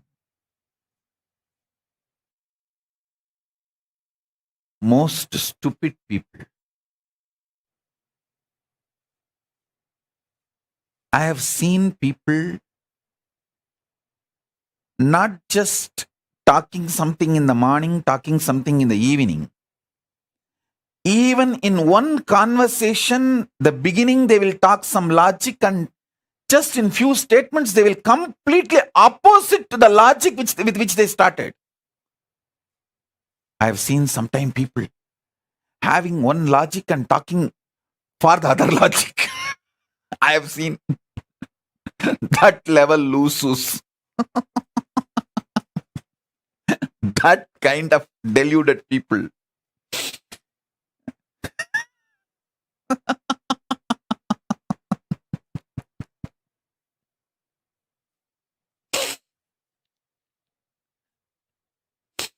Those are the moments I feel compassionate for myself.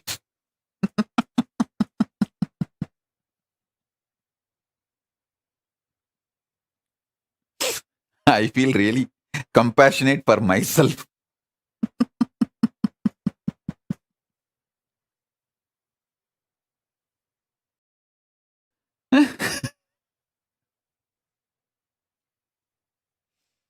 Anyhow, I think now everyone feels, is this me? Is this me? Is this me Swamiji is talking about? Is Swamiji thinking of me and telling this statement? Is Swamiji thinking of me and telling this statement? Anyhow, listen.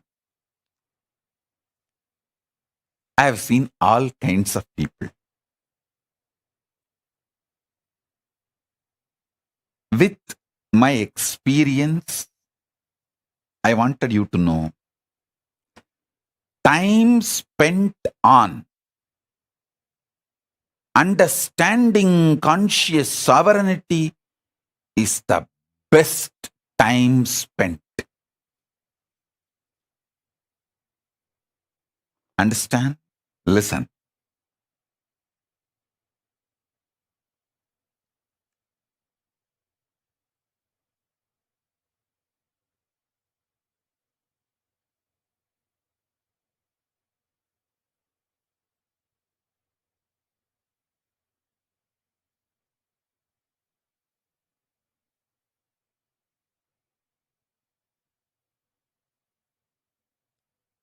Even manifesting powers manifest the right power for your purpose. Understand? The purpose you want to exist.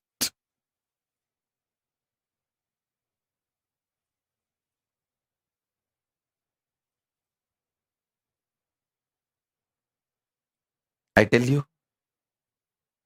if you find the conscious sovereignty, you will just feel eternally young. See, finding conscious sovereignty is not some difficult. You just need to know the larger purpose of your existence. Just be scientific, logical, rational to your higher purpose, larger purpose. Stop the shitty idea of you have only one life. That is the biggest shit dumped on you. You have been brainwashed with unwashable shit called you have only one life. Drop that shit. Your consciousness, assuming bodies after bodies, till you achieve your absolute conscious sovereignty. These are fundamental cosmic truths.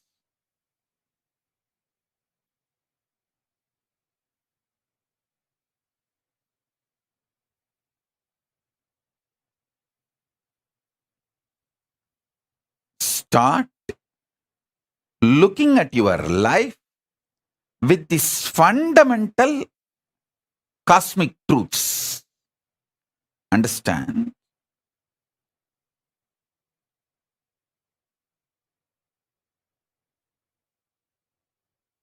Stop associating yourself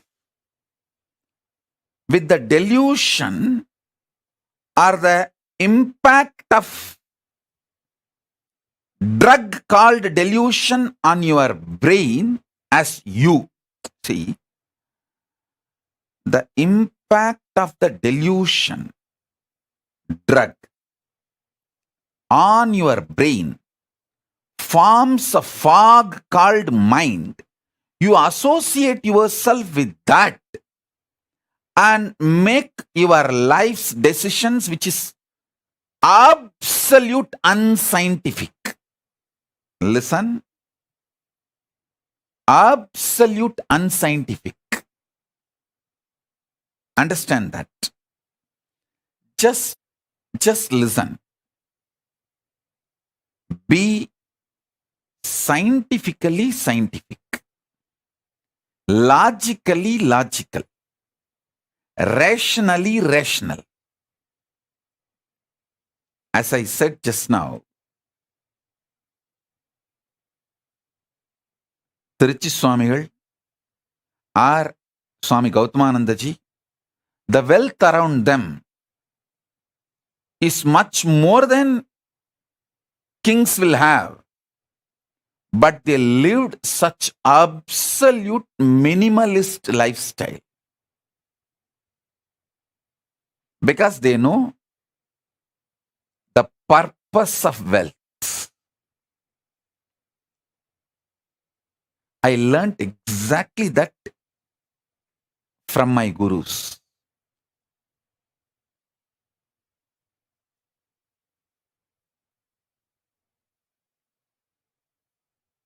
Kings living minimalistic lifestyle is possible only in Hindu tradition. Because if you know the conscious sovereignty,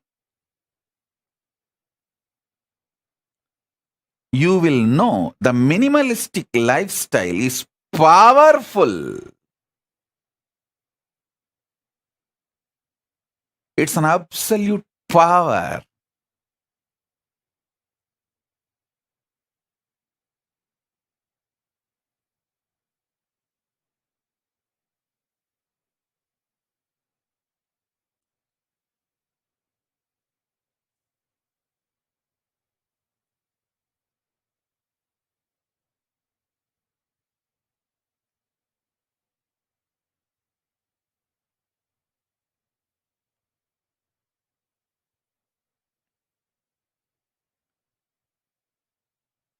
This whole Chaturmasya, I name it as conscious sovereignty Chaturmasya.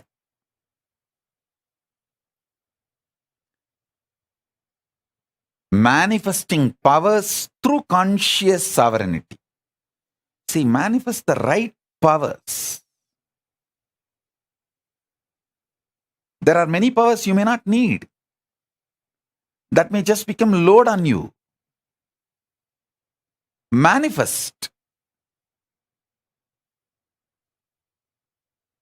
the right power.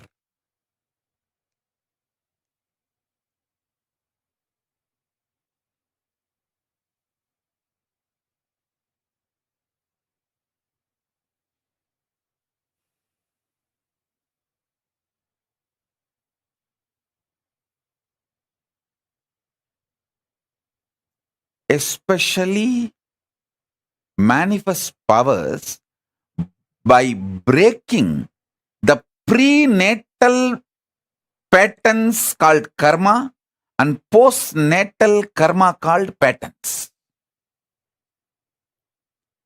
Break them and manifest powers. You will know exactly what kind of powers you need. If you are addicted to food pattern, break them. Then you will see the Nirahara manifest as a power, and not only you become healthy and you are free from addictions, you live long. Listen. If you are addicted to food patterns, I have a great news for you. Break those addictions through proper Nirahara Samyama step by step and manifest powers. You will see not only you become healthy, you will live long. Because anything which addicts you, binds you, that pattern shows you the secret key for the powers you need to manifest.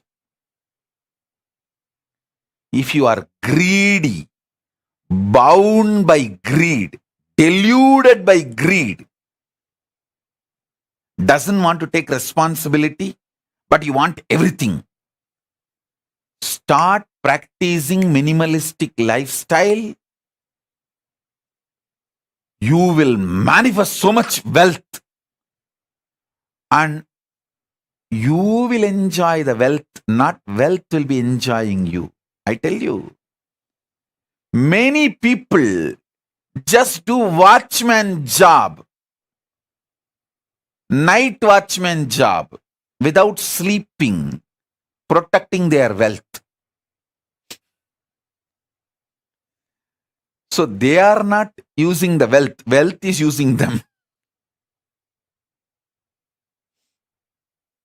People who are not able to sleep due to their worries about wealth, they are not enjoying the wealth. Wealth is enjoying them. Like first few days, you smoke.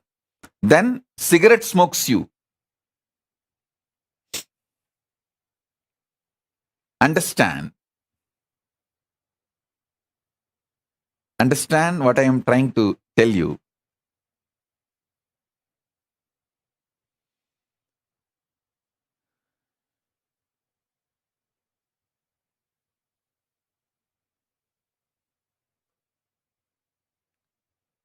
Many times your delusion shows bad people as your friend, good people as your enemies.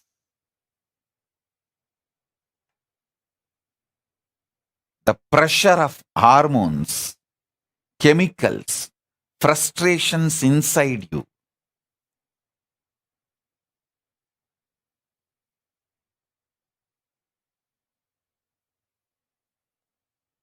deludes you so badly.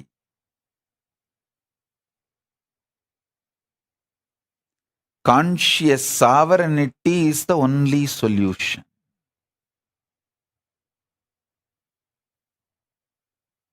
Break from all postnatal, prenatal patterns.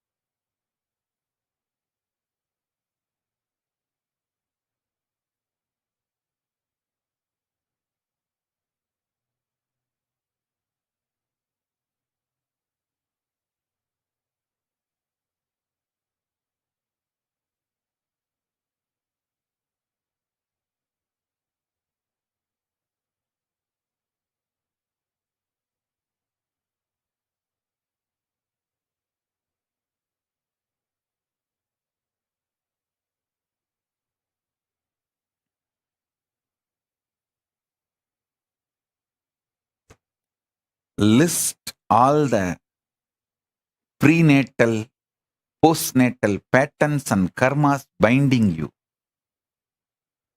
Those patterns hold the secret key.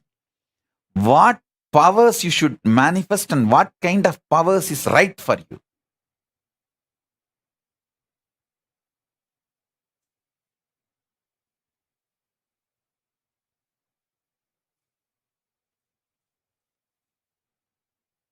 I'll give you a few minutes.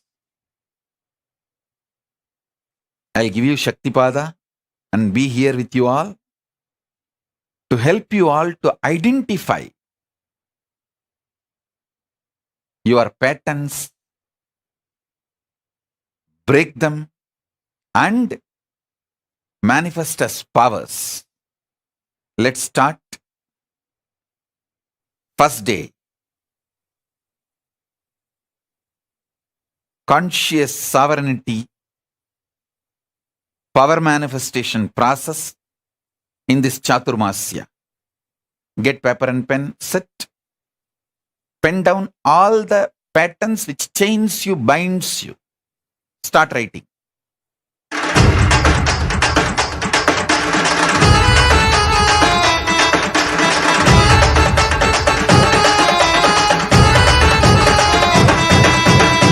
அண்ணாமலையில் பிறந்தான் புவி எண்ணாத யோகமை கொண்டிட நித்யன் ஈரேழு லோகத்திற்கெட்டா ஈசன் முக்தி நெறி அருளவே நித்யனாய் பூவுலகிற்கு வந்தம்மை ஆட்கொள்ள தேவர்களை காத்திட வைத்தான் தாயாய் பேரருள் புரிய உடல் ரோமம் சிலிர்த்திட நித்யனாய் வந்து அண்ணாமலையில் பிறந்தான் புவி எண்ணாத யோகமை கொண்டிட நித்யன் ஈரேழு லோகத்திற்கெட்டார் ஈசன் முக்தி நெறி அருளவே நித்யனாய் அண்ணாமலையில் பிறந்தான் திருவண்ணாமலையில் பிறந்தான்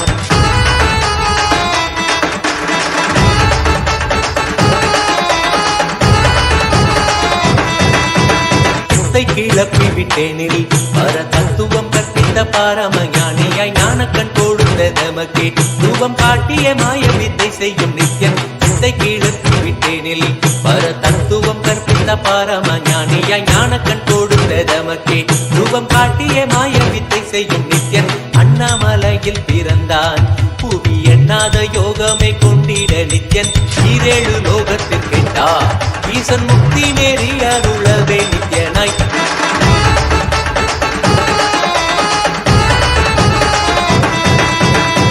பொருளான நித்யனை ஆழ்ந்து சிந்திக்க ஐயனின் ரூபம் விளங்கும் தாண்டும் சிவசக்தியாக ஐம்பொறிகளுக்கும் புலனாகின்ற நித்யன் பொருளான நித்யனை ஆழ்ந்து சிந்திக்க ஐயனின் ரூபம் விளங்கும் தாண்டும் சிவசக்தியாக ஐம்பொறிகளுக்கும் புலனாகின்ற நித்யன் அண்ணாமலையில் பிறந்தான் புவி எண்ணாத யோகமை கொண்டிட நித்யன் ஈரேழு லோகத்திற்கெட்டார் ஈசன் முக்தி நெறி அருளவே நித்யனாய் அண்ணாமலையில் பிறந்தான் திருவண்ணாமலையில் பிறந்தான்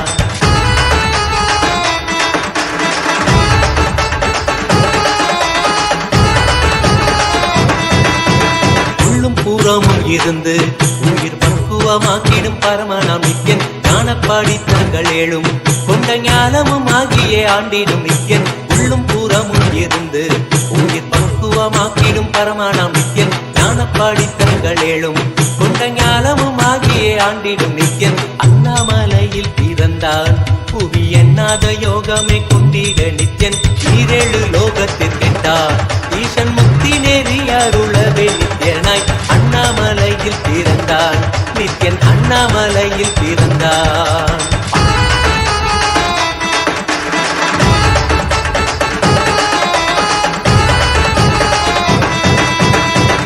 வாக்கியங்களான அருள் கவிதைகள் நித்யனின் மகிமை சொல்லிடும் மகிமை அர்ப்பித்த பின்னே சிவசக்தி ஸ்வரூபமாய் தோன்றிடும் நித்யன் ஆப்த வாக்கியங்களான அருள் கவிதைகள் நித்யனின் மகிமை சொல்லிடும் மகிமை அர்ப்பித்த பின்னே சிவசக்தி ஸ்வரூபமாய் தோன்றிடும் நித்யன் அண்ணாமலையில் பிறந்தான் புவி எண்ணாத யோகமை கொண்டிட நித்யன் ஈரேழு லோகத்திற்கெட்டார் ஈசன் முக்தி நெறி அருளவே நித்யனாய் அண்ணாமலையில் பிறந்தான் திருவண்ணாமலையில் பிறந்தான்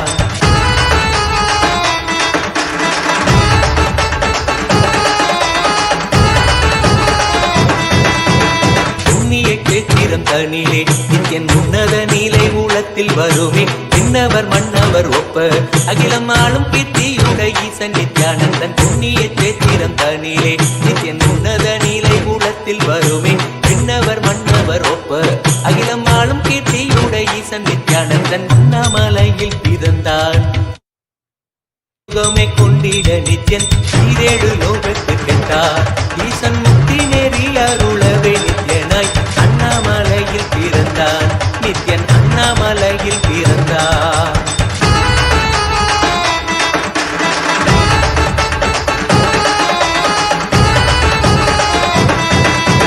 முப்புரி நூலை தரித்தவன் ஐயன் வேதியன் வெந்நீர் பூசிய நித்யன் அண்டத்தின் மூலம் காரணன் முடிவற்ற ஆனந்தத்தை கொண்டற்கு அருள்வார் முப்புரி நூலை தரித்தவன் ஐயன் வேதியன் வெந்நீர் பூசிய நித்யன் அண்டத்தின் மூலம் காரணன் முடிவற்ற ஆனந்தத்தை கொண்டற்கு அருள்வார் அண்ணாமலையில் பிறந்தான் புவி எண்ணாத யோகமை கொண்டிட நித்யன் ஈரேழு லோகத்திற்கெட்டார் ஈசன் முக்தி நெறி அருளவே நித்யனாய் அண்ணாமலையில் பிறந்தான் நித்யன் அண்ணாமலையில் பிறந்தான்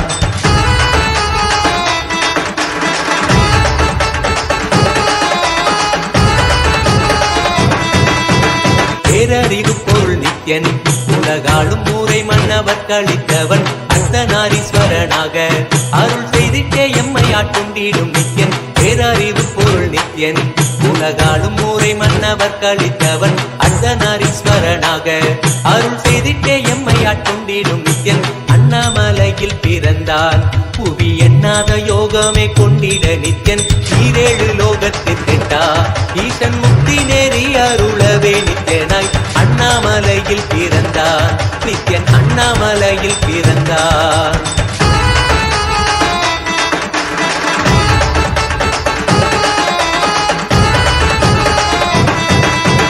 பிறவி பிறவியாய் தேவர்கள் பரம்பொருளான பரமனையை தேட ஈசன் பிறவாமல் ஆட்கொண்டு எம்மை ஒரு தத்துவம் தன்னை உரைத்திட நித்யனாய் பிறவி பிறவியாய் தேவர்கள் பரம்பொருளான பரமனையை தேட ஈசன் பிறவாமல் ஆட்கொண்டு எம்மை ஒரு தத்துவம் தன்னை உரைத்திட நித்யனாய் அண்ணாமலையில் பிறந்தான் புவி எண்ணாத யோகமே கொண்டிட நித்யன் ஈரேழு லோகத்தில் கேட்டா ஈசன் முக்தி நெறி அருளவே நித்யனாய் அண்ணாமலையில் பிறந்தான் திருவண்ணாமலையில் பிறந்தான்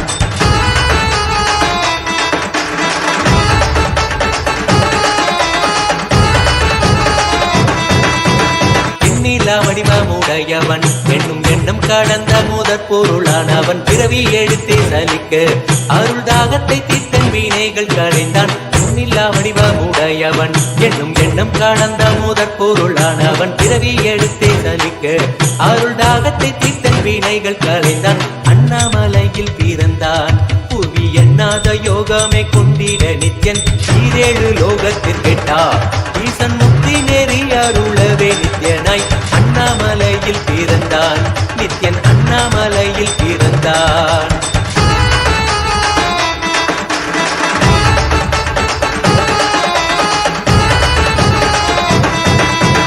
ஆனந்தமாய் என்னுள் நித்யன் முக்தி மார்க்கத்தை காட்டி வீட்டிருந்தருள்வான் மாலையன் காணாத சோதியன் தெளித்தேனாய் நித்திட ஞானம் அருள்வான் ஆனந்தமாய் என்னுள் நித்யன் முக்தி மார்க்கத்தை காட்டி வீட்டிருந்தருள்வான் மாலையன் காணாத சோதியன் தெளித்தேனாய் நித்திட ஞானம் அருள்வான் அண்ணாமலையில் பிறந்தான் புவி எண்ணாத யோகமே கொண்டிட நித்யன் ஈரேழு லோகத்தில் கேட்டா ஈசன் முக்தி நெறி அருளவே நித்யனாய் அண்ணாமலையில் பிறந்தான் நித்யன் அண்ணாமலையில் பிறந்தான்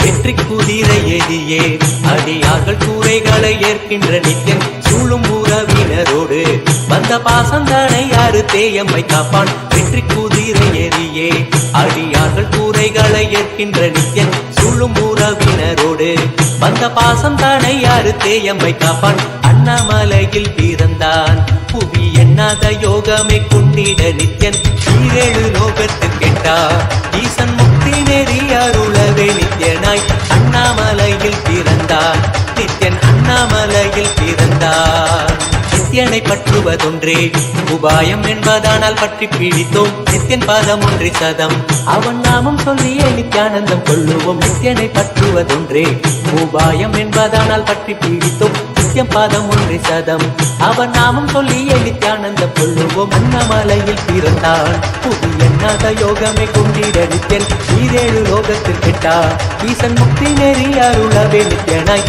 அண்ணாமலையில் பிறந்தான் திருவண்ணாமலையில் பிறந்தான்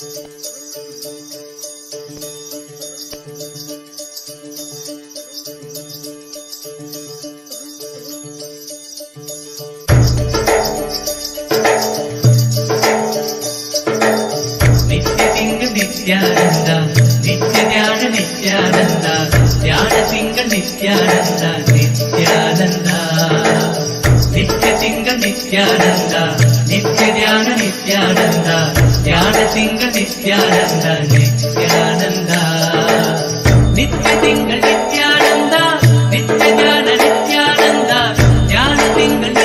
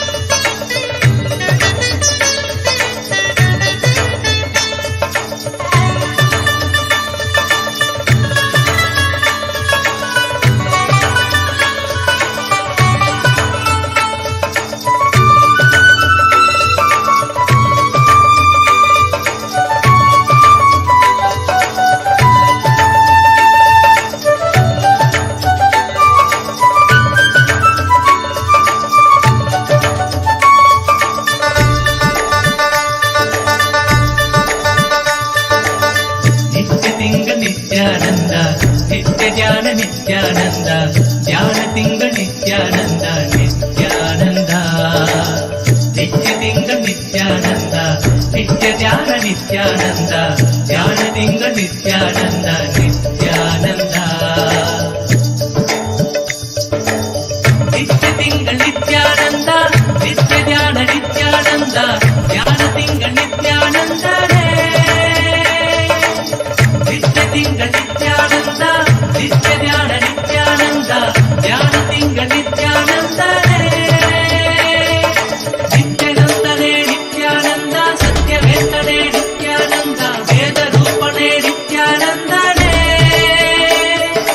ನಿತ್ಯನಂದನೇ ನಿತ್ಯಾನಂದ ಸತ್ಯವೇತನೇ ನಿತ್ಯಾನಂದ ವೇದ ರೂಪನೇ ನಿತ್ಯಾನಂದನೇ.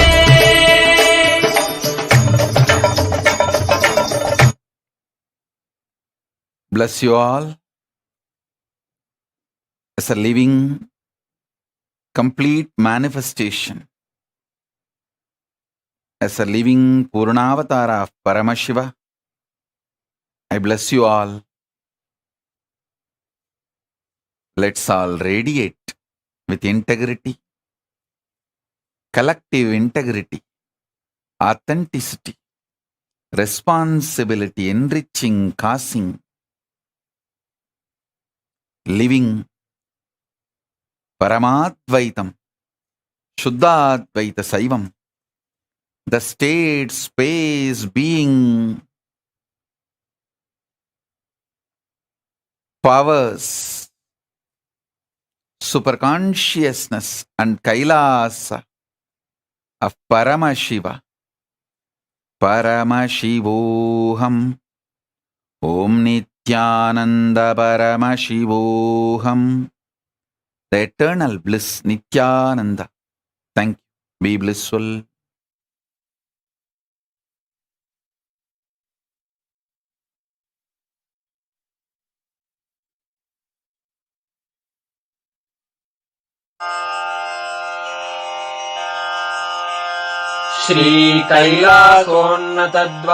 श्रीकैलासोन्नतद्वादशान्तश्यामला पीठारूढ श्रीमीनाक्षि सुन्दरेश्वरा भिन्नस्वरूप परशिवपुत्र रत्न कुमार गुरुमण्यतुल्यावतार